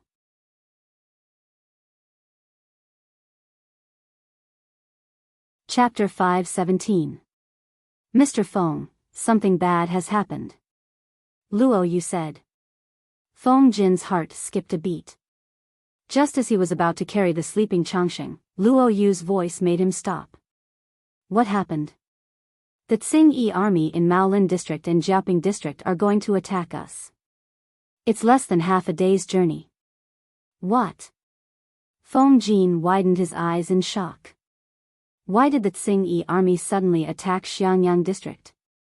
The Tsing-Yi army in the two districts are still well behaved. Why did they suddenly attack Xiangyang district? Xiangyang district had sufficient troops and horses. The Tsing-Yi army had tried a few times but failed. Why would they take the initiative to find trouble now? Could it be? Feng Jin's brain started to work again. He quickly figured out the crux of the matter. It was most likely that Shingan district had been conquered. The other two districts thought that Xiangyang district was weak and wanted to take advantage of it. He secretly gritted his teeth. He couldn't continue following a lord who specialized in tricking her subordinates. Wei Jingxian's face paled. Husband? Were they preparing for another war? It's okay. Take Changsheng home first. I can't go back for a few days. When Lanting comes back, I'll make her pay. You can't cheat me like this. He had said that he would stay behind to accompany his wife and child, but in the blink of an eye, he had caused such a huge mess. Feng Jin got up and strode out of the government office. Wei Jingxian let out a long sigh. She lowered her head to look at her daughter, who had just woken up with a start. She felt terrible, but there was nothing she could do. In this chaotic world, it was impossible not to be disturbed by wars. He lowered his head and kissed his daughter's brow. He whispered, Changsheng, let's go home and wait for your father to return. There was still half a day's journey before the arrival of the Tsing-Yi army. Xiangyang district still had plenty of time to prepare. Feng Jin inquired about the number of guards and defensive equipment at each city gate, and his heart calmed down a little. Fortunately, the city defense equipment was ready. If it was a night battle and a sneak attack, the Tsing-Yi army would not be able to return. Feng Jin usually gave people the impression that he was a dignified gentleman. It was rare to see him angry. If people thought that he was a kind person because of this, they would be making a big mistake. Anyone who dared to lay their hands on Xiangyang district, he would make them pay a painful price. He and Luo Yu inspected the city walls, and only after ensuring that there were no problems did they feel relieved to leave the city walls. Feng Jin said in a low voice, the two troops of the Tsing-Yi army are attacking in different directions. According to the scouts' reports, there's a certain difference in the time of arrival. Tell the soldiers on both sides of the city gates to keep a close watch and not let their guard down. We have to hold on for at least 5 days. This is going to be a tough battle. Luo Yu nodded as he listened. He had no objections to Feng Jin's arrangement. After a while, Feng Jin suddenly said, "Oh right, after nightfall, no matter who it is, the city gate must not be opened." Luo Yu's heart tightened. These words had a profound meaning. Could it be, what you mean is that there are spies from the Tsing-Yi army in the city? Luo Yu asked. Feng Jin frowned and said, that's hard to say. After all, when we first entered Xiangyang, we captured many members of the Tsing-Yi army. It's hard to guarantee that the former members of the Tsing-Yi army are not related to those enemies. It's always better to be cautious. Luo Yu looked indifferent on the surface, but he remembered these words in his heart. The current Xiangyang district was a paradise in troubled times that they had poured their blood, sweat, and tears into for half a year. No one was allowed to covet it. Even if he felt that the members of the Tsing-Yi army who had surrendered were completely loyal and would not rebel, nothing was absolute. It was better to be cautious. I understand. I'll definitely pass this message to the guards at each city gate. In order to ensure that the soldiers had sufficient energy, they changed shifts every 2 hours after nightfall to ensure that everyone was full of energy. In the dark night, torches were lit on the city walls of Xiangyang district, like the only light in the world. Jiaoping district was the closest to Xiangyang district. It would only take them a day and a half if they traveled at full speed. It was already late at night when they arrived. One of the minions said, "General, it seems that the security in Xiangyang district is quite strict." General Ping Tian rode a tall and strong horse. This time, he brought more than 5,000 members of the Tsing-Yi army with him. Each of them was an elite. Those who stayed in Jiaoping district were old and weak. They were not suitable for long-distance raids. If he brought them along, they would definitely slow down the pace of the army. If it's not strict, why do you think this fat piece of meat hasn't been taken away? General Pingtian's heart skipped a beat. He said coldly, "I've sent people to investigate the situation in Xiangyang district in the past. The guards are 2 to 3 times weaker than they are now. Now that they're so solemn, it's obvious that they're not confident. The more weak they were, the more they had to pretend to be powerful." General Ping Tian was even more confident. The minions flattered him. General is unparalleled in wisdom. No matter how hard Xiangyang district tries to hide, it can't hide from your sharp eyes. General Ping Tian snorted. However, the minions had a sweet tongue, so he flattered him very much. "Let's wait a little longer. We'll launch a surprise attack with a rocket at midnight." General Ping Tian was different from the other leaders of the Tsing-Yi army. Not only did he like to plunder money and beauties, but he also liked to organize various weapons. For example, a rocket was an arrow that was pierced with a coarse cloth dyed with oil and then shot out with a bow. Once it pierced into the flesh, the wound would easily fester and become infected. He wanted to launch a surprise attack and catch the other party off guard, but he did not know that Xiangyang district was already prepared. Was it a big deal to have a rocket? The night was dark. Feng Jin seized the opportunity to sleep for a few hours. At midnight, the minions woke him up as ordered. "How's the situation at the north and west gates? Are there any signs of the enemy?" Feng Jin took the wet cloth from the minions and wiped his face casually. The cold water stains and the night breeze dispelled his remaining sleepiness. He could not help but shiver and his mind was completely awake. The minions replied, "Sir, there are no signs of the enemy at the north and west gates." Feng Jin took a deep breath and said, "Don't let your guard down." Everyone in the Tsing-Yi army had different degrees of night blindness. It was difficult for them to see things at night, but it did not mean that they could not launch a night attack. The torches at the city gates were burning fiercely. They could be seen from afar. It was the best guiding light for the Tsing-Yi army. Many soldiers were also informed that there might be a surprise attack by the enemy tonight. All of them were on high alert. It was late at night. This was the time when the people slept the most. Even the Tsing-Yi army, who was lying in ambush, could not help but rub their eyes. At this moment, a member of the Tsing-Yi army with excellent eyesight saw that the soldiers on the city walls were already yawning sleepily. It seemed that they could not open their eyes. He immediately said to General Ping Tian in surprise, "General, it's almost time." The grass outside the city was lush. It was an excellent cover for the Tsing-Yi army. They slowly approached the city walls. They were less than 300 meters away, but the soldiers on the city walls still did not find any traces of them. General Ping Tian was overjoyed. He ordered, "Launch the rocket." Because the shooting range was not enough, the archers needed to move forward further.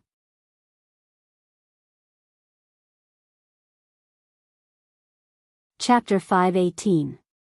The archers of the Tsing-Yi army crouched down and passed through the dense grass. They were getting closer and closer.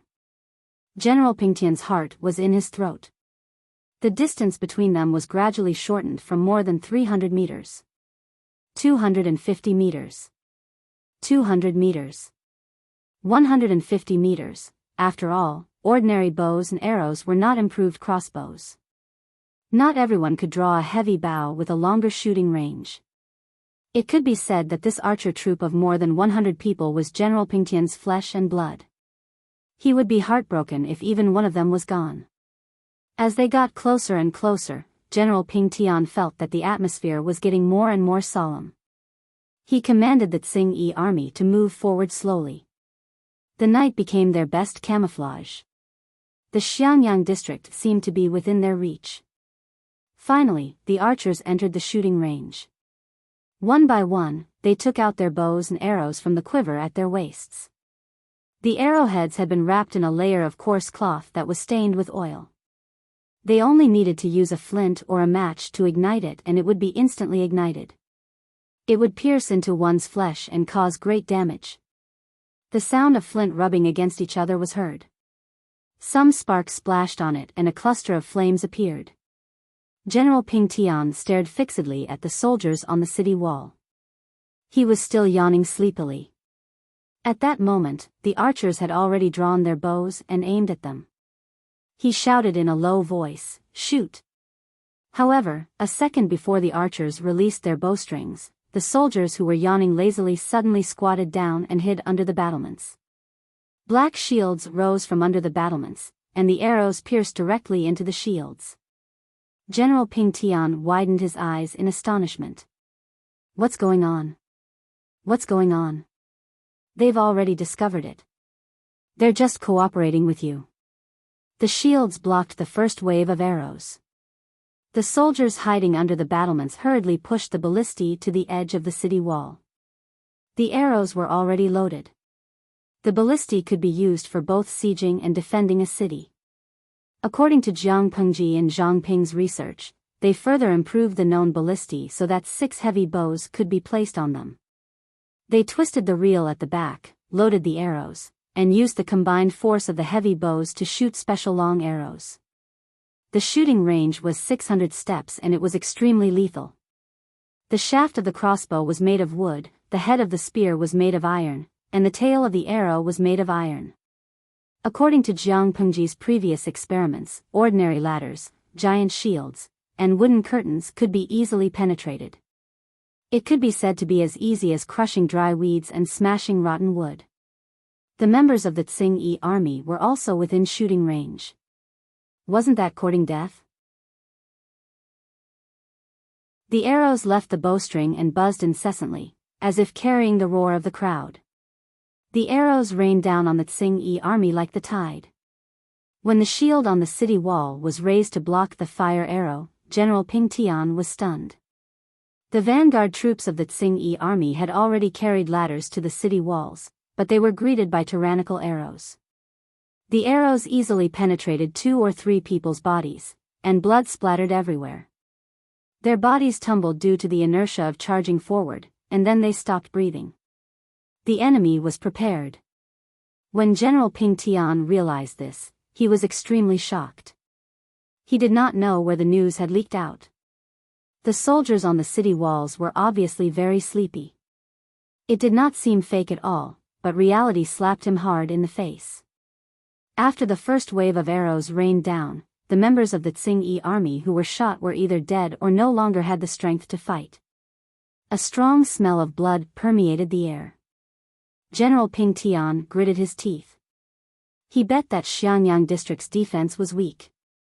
As long as they climbed up the city walls, they would definitely win. They must not be scared off. Thinking of this, he roared, "Attack the city!" The ladders were placed on the city walls, so the crossbows could not reach them. The members of the Tsing-Yi army would die faster if they escaped. No matter how fast they escaped, could they run 600 steps in an instant? In contrast, the city walls were closer to them. All of this was within Feng Jin's expectations.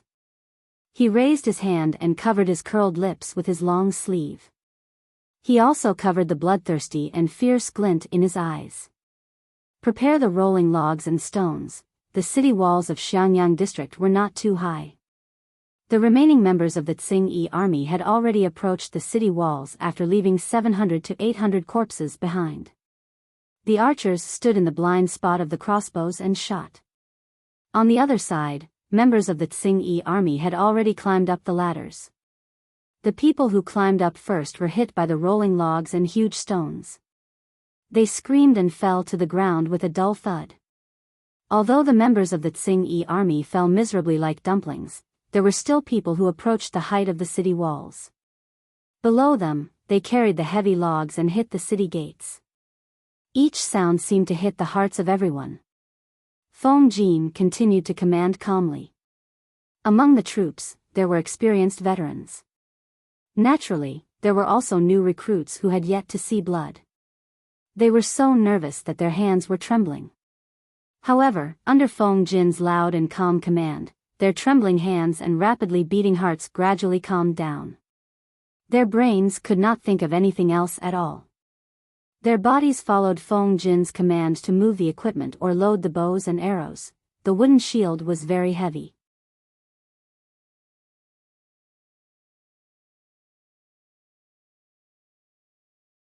Chapter 519. Shang Wanwan had been living in the district headquarters for a while. Jiang Pengji originally wanted to arrange a 2-level house for her, but she felt that she should not receive a reward without doing anything. She would only receive a reward after she had accumulated a certain amount of experience in the district headquarters. Otherwise, she would be dissatisfied and be criticized by others.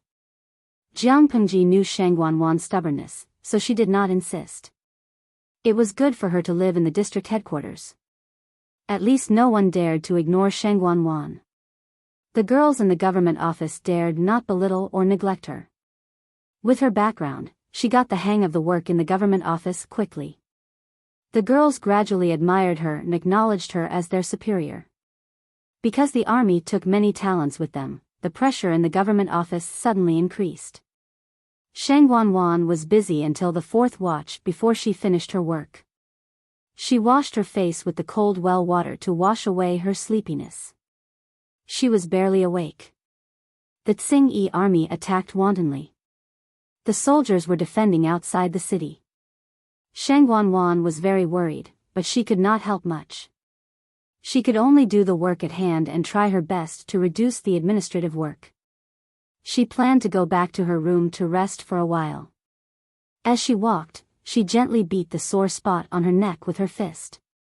Halfway there, her sharp eyes saw a black shadow quickly drifting across the corridor, and her heart suddenly leaped into her throat. "Who's there?" Shang Wanwan secretly pulled out the short knife from her waist and looked in that direction vigilantly. After a while, the black shadow stopped and said to her, "Oh, it's Lady Shangwan." This voice. Isn't it Sister Lanting's maid, Takshu? Her tense nerves relaxed. Shang Wanwan sighed and said, "Oh, it's Sister Takshu. You scared me." She went forward and said, "Sister, are you getting up at night? Why didn't you light the lamp? It would be bad if you tripped because you couldn't see clearly." Shang Wanwan opened the paper and found that Takshu was still carrying a lamp. She helped Takshu light the lamp. She knew it. How could she not light the lamp when she woke up in the middle of the night? It was probably blown out by the strong night wind. "Thank you, Lady Shangwan," Takshu said gently. "Did you just come back from the government office?" "Yes, there are too many trivial things in the government office. But thinking of the chaos outside, these things have become sweet burdens." Shang Wanwan felt that she had found a new self. Whether it was her job in the government office or practicing martial arts to strengthen her body, she was full of motivation and vitality. Takshu was still gentle. She held the lantern and said, "It's dark outside. Lady Shangwan, go back to your room and rest. You still have work to do tomorrow." Shang Wanwan's room was very close. She declined Takshu's attempt to give her the lantern, waved her hand, and returned to her room while yawning. Takshu stood rooted to the ground for a long time. It was not until Shang Wanwan opened the door and lit the candle in the room that she revealed a strange smile. She turned her back to Shang Wanwan's room, raised her hand to the side of the lantern, and gently blew on the candle inside, extinguishing the flame inside. If Shang Wanwan had looked more carefully and focused, she would probably have noticed Takshu's abnormality. The clothes she wore on the outside were obviously much larger and did not seem to fit her body properly. The lapels of her clothes were grayish-brown in color. Takshu quietly left the district headquarters and took off her clothes, revealing her grayish-brown clothes. This was the uniform of the female battalion.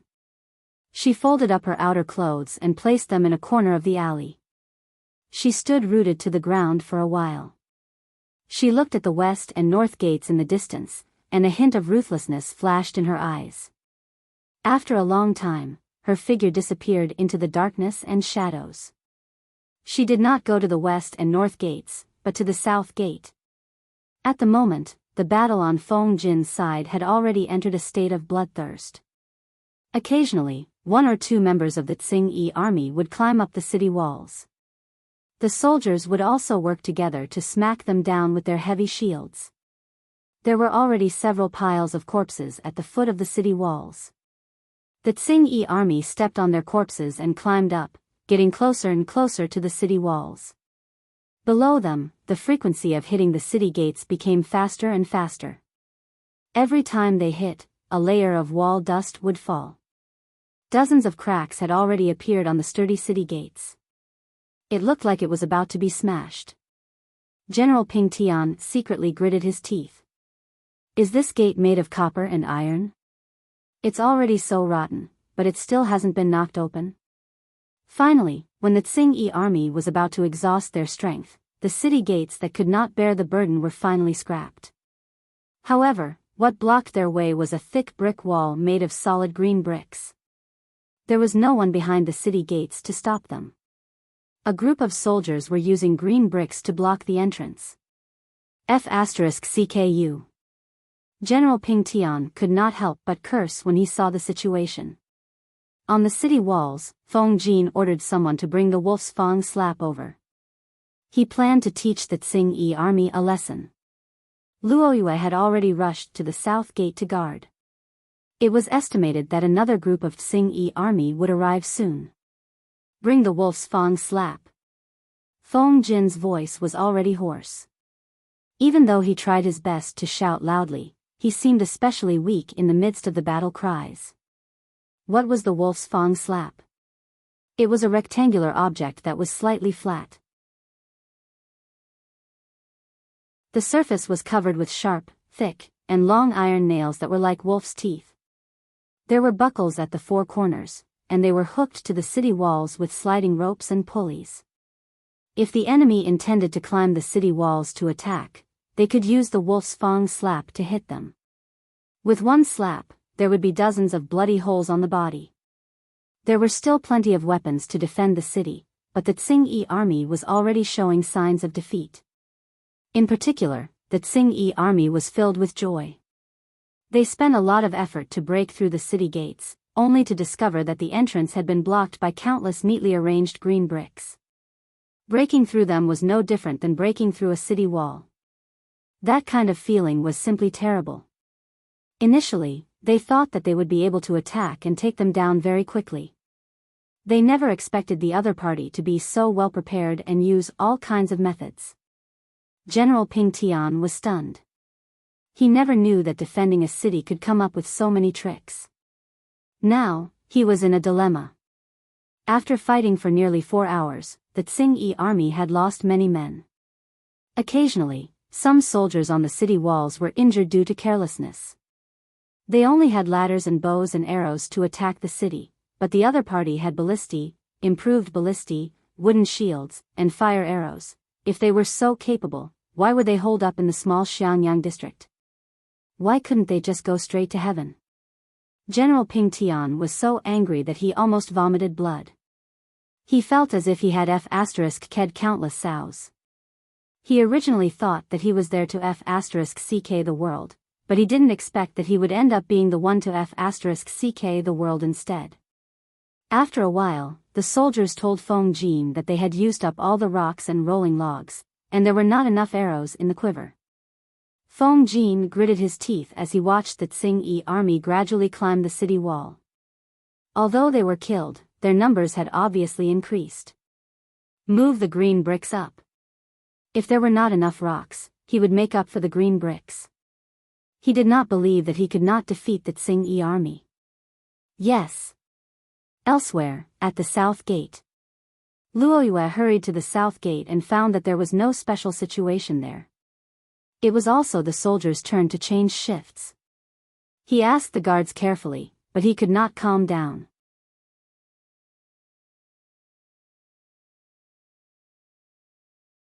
Chapter 520. All was silent. There was a chill in the corner outside Xiangyang district that made one's hair stand on end. Takshu, who was dressed in a female battalion uniform, waited in the dark for a while.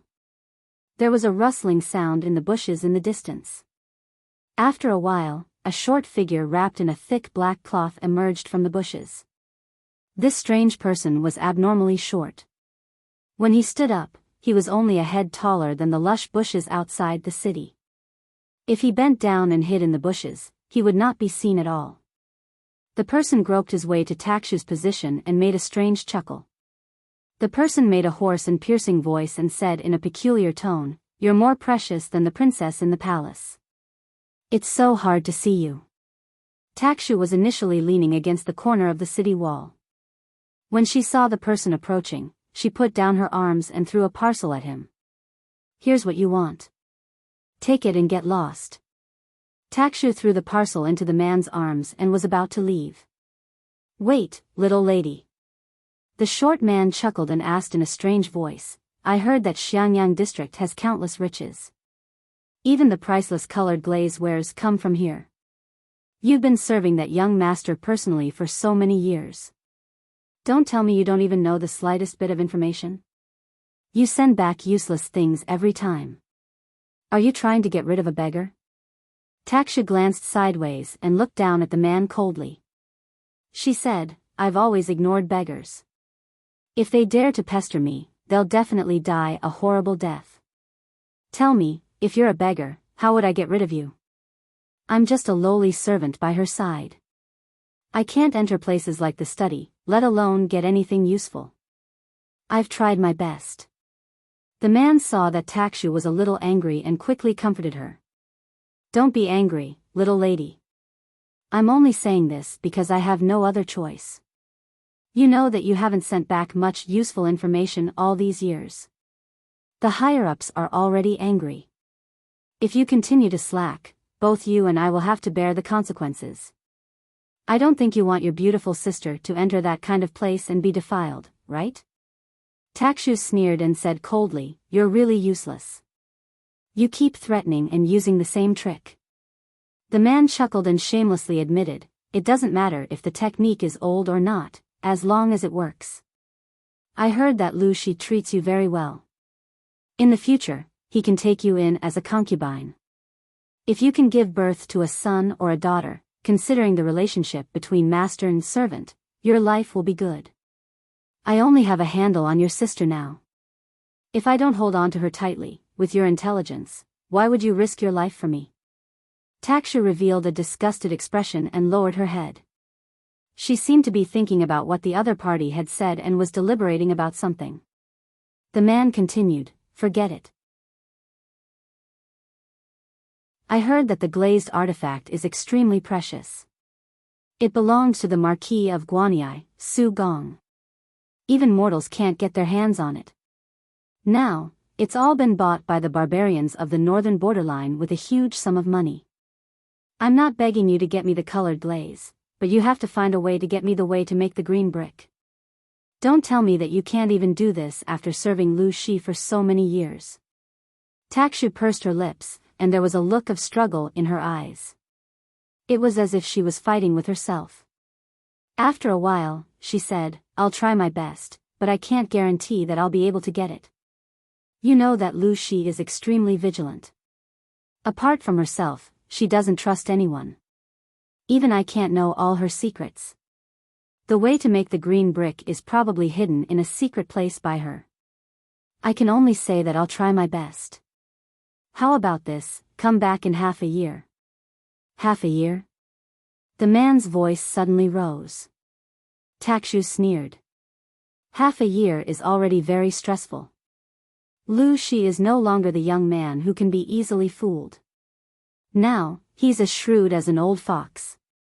Even the slightest abnormality will be suspected by her. If I'm exposed, the last pawn that you've placed by her side will be useless. Who will pass on her news to you in the future? Xuanmei has already defected. Don't expect her to be useful." The man hesitated and struggled in his heart. He still felt that half a year was too long. Takshu continued, she brings me with her wherever she goes now, and the county residence is usually strictly guarded. If she hadn't gone to war this time, how could I have found a chance to contact you? Half a year is stressful enough. If you think it's too long, get yourself another pawn. The man was almost choked by Takshu's words. If it was so easy to place pawns, why were there only Takshu and Xuanmei after so many years? Xuanmei had hugged Lu Shi's thigh a long time ago and remarried. Fortunately, Xuanmei did not know any confidential information. Otherwise, how could she be alive? Takshu was different. She was cruel and merciless, but she had helped them do many confidential things. It was not easy to raise a talent, and it was even more difficult to raise a talent who could avoid Lu Shi's eyes and ears. Although Lu Shi had been depressed for a while because of the death of his beloved wife, he was still very strict with his supervision and cleanliness of the backyard. He had quietly gotten rid of all the spies he had planted. One by one, they had died a miserable death. His methods of killing were extremely cruel. He had clearly vented his anger over his wife's death on these spies. Even when Lu Shi went to Hu County, the Lu residence was still guarded by Gu Zhen and by Dai. It was still watertight. He had spent a lot of effort to protect these two pawns. He was not willing to give up on Takshu now. The man said, "All right, I'll give you half a year. You must get the method to make the blue brick."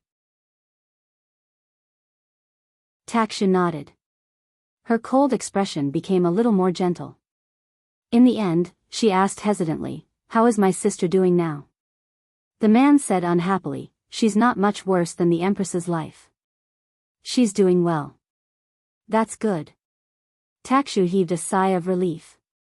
Before she left, the man asked again, "Are there really no other daughters in the Lu residence?" Takshu's expression did not change. "No. Isn't the only daughter of a mistress married into the royal family?" The man muttered to himself and left with the small bag that Takshu had given him. Before he left, he did not forget to remind her. "Takshu, we've known each other for more than 10 years. You and I both know that don't be as silly as Xuanmei. We have to be loyal to our master so that we can have a good life in the future.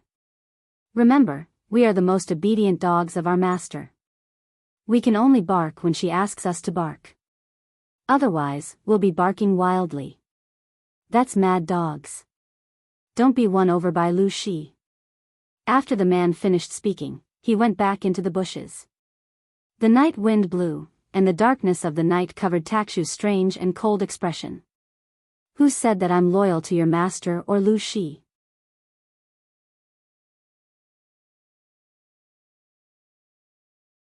Chapter 521. Seriously, letting a bunch of weak women guard the city gate. Is there something wrong with the higher-ups' brains? At the south gate, the soldier guarding the gate yawned and squeezed out 2 drops of tears from the corner of his eyes. He complained lazily. His companion, who was patrolling with him, lowered his voice and said, "Don't talk nonsense. We can't afford to offend those women." "What's wrong?" The soldier raised his right eyelid lazily and said disdainfully, "I used to be a bandit. Although I've turned over a new leaf, it's not like I haven't tasted women before. They only know how to scream when they encounter something, and they're as weak as a kitten." Before the soldier turned over a new leaf, he was a bandit who robbed houses. It wasn't that he was bad by nature, but that life was too harsh. Like the youths in the village, he had no choice but to become a bandit. Otherwise, he wouldn't be able to survive. There were many bandits like him who were recruited to turn over a new leaf. Now that he had become a good person and stopped committing crimes, it didn't mean that everything in the past could be written off, nor could it be treated as if nothing had happened. His companion lowered his head and thought for a while. The other women are like that, but these, it's best not to say that. Seeing his companion's secretive look, the soldier was surprised and asked curiously, "What's so special about these women?" His companion thought for a while and said, "In short, they're different from those who only know how to cry and drag us down. The spears in their hands aren't just for show. They're all used to kill people, and they know martial arts too. Unfortunately, I heard that the higher-ups have decreed that these female soldiers can only retire from the army at the age of 24, get married, and have children. Otherwise, I really want my mother to propose marriage." The soldier almost burst out laughing. "You blockhead, you're really strange. You don't want a fragrant and soft woman, but a female worm? You're really young and don't understand the taste of women. When you're older and more knowledgeable, you'll know what a real woman is." His companion blushed at the soldier's teasing. How could he not understand the meaning behind the soldier's words? However, he still shook his head honestly and lowered his voice with a hint of embarrassment. "I think a female worm is pretty good." "Let her be fierce," his companion said a little uneasily. "But, isn't the world different now?" He heard from his brothers that the man-eating beasts of the north borderline coveted Dongqing. Say, if the wife he married met those beasts and only knew how to cry and scream, wouldn't she be pinned to the ground and gang-raped in the end? "At least I have a life, but what if I get eaten?"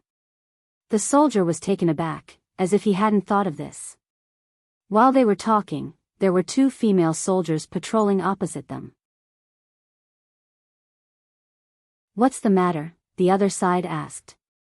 The soldier replied, "Everything is normal." The two sides continued patrolling.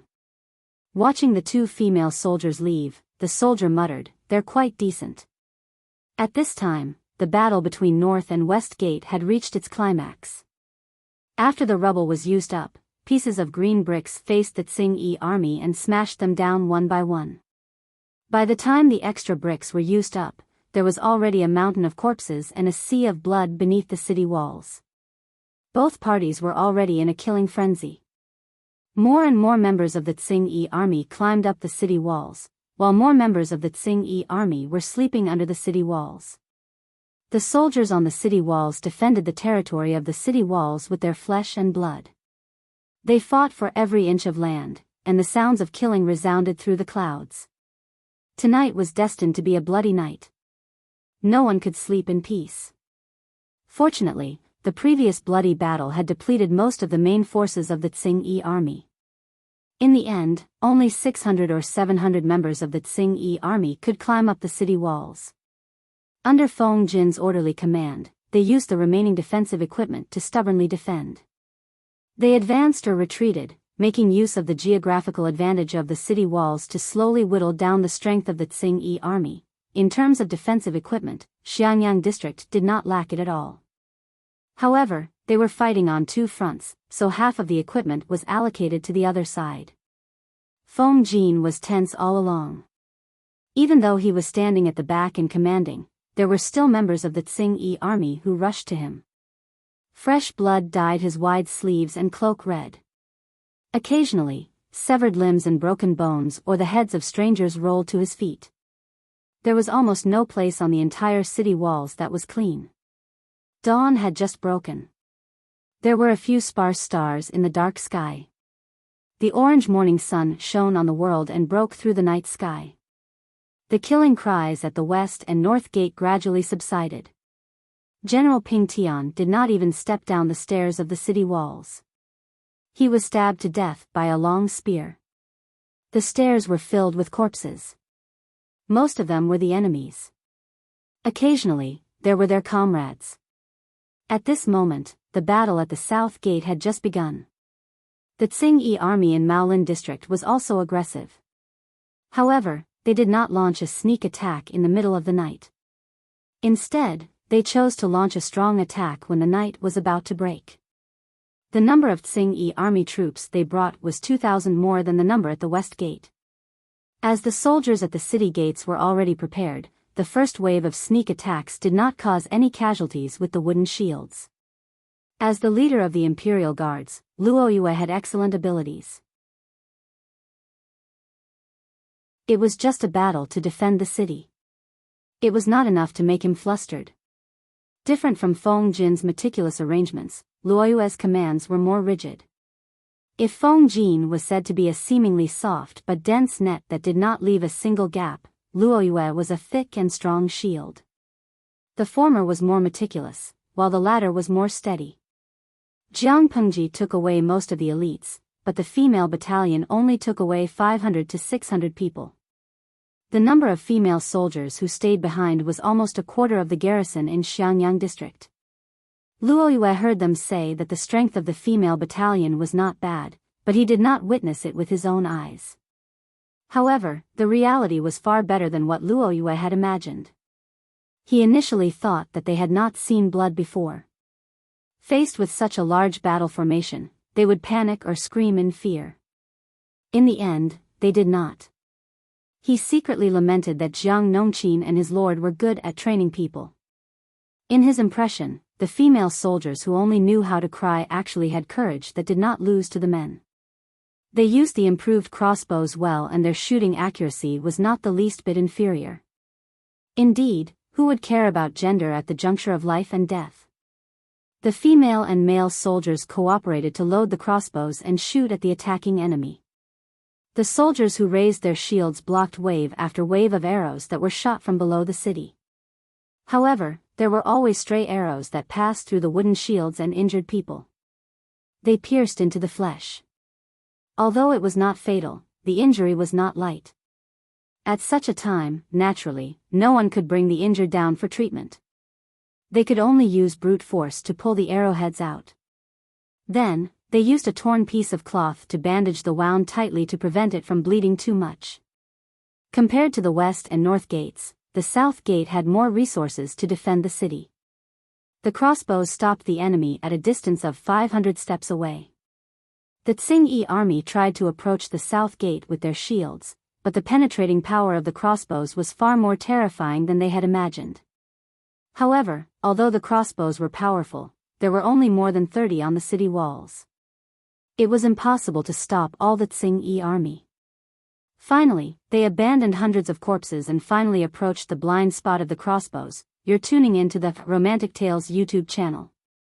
Don't forget to subscribe and join us on this journey to catch the most captivating stories.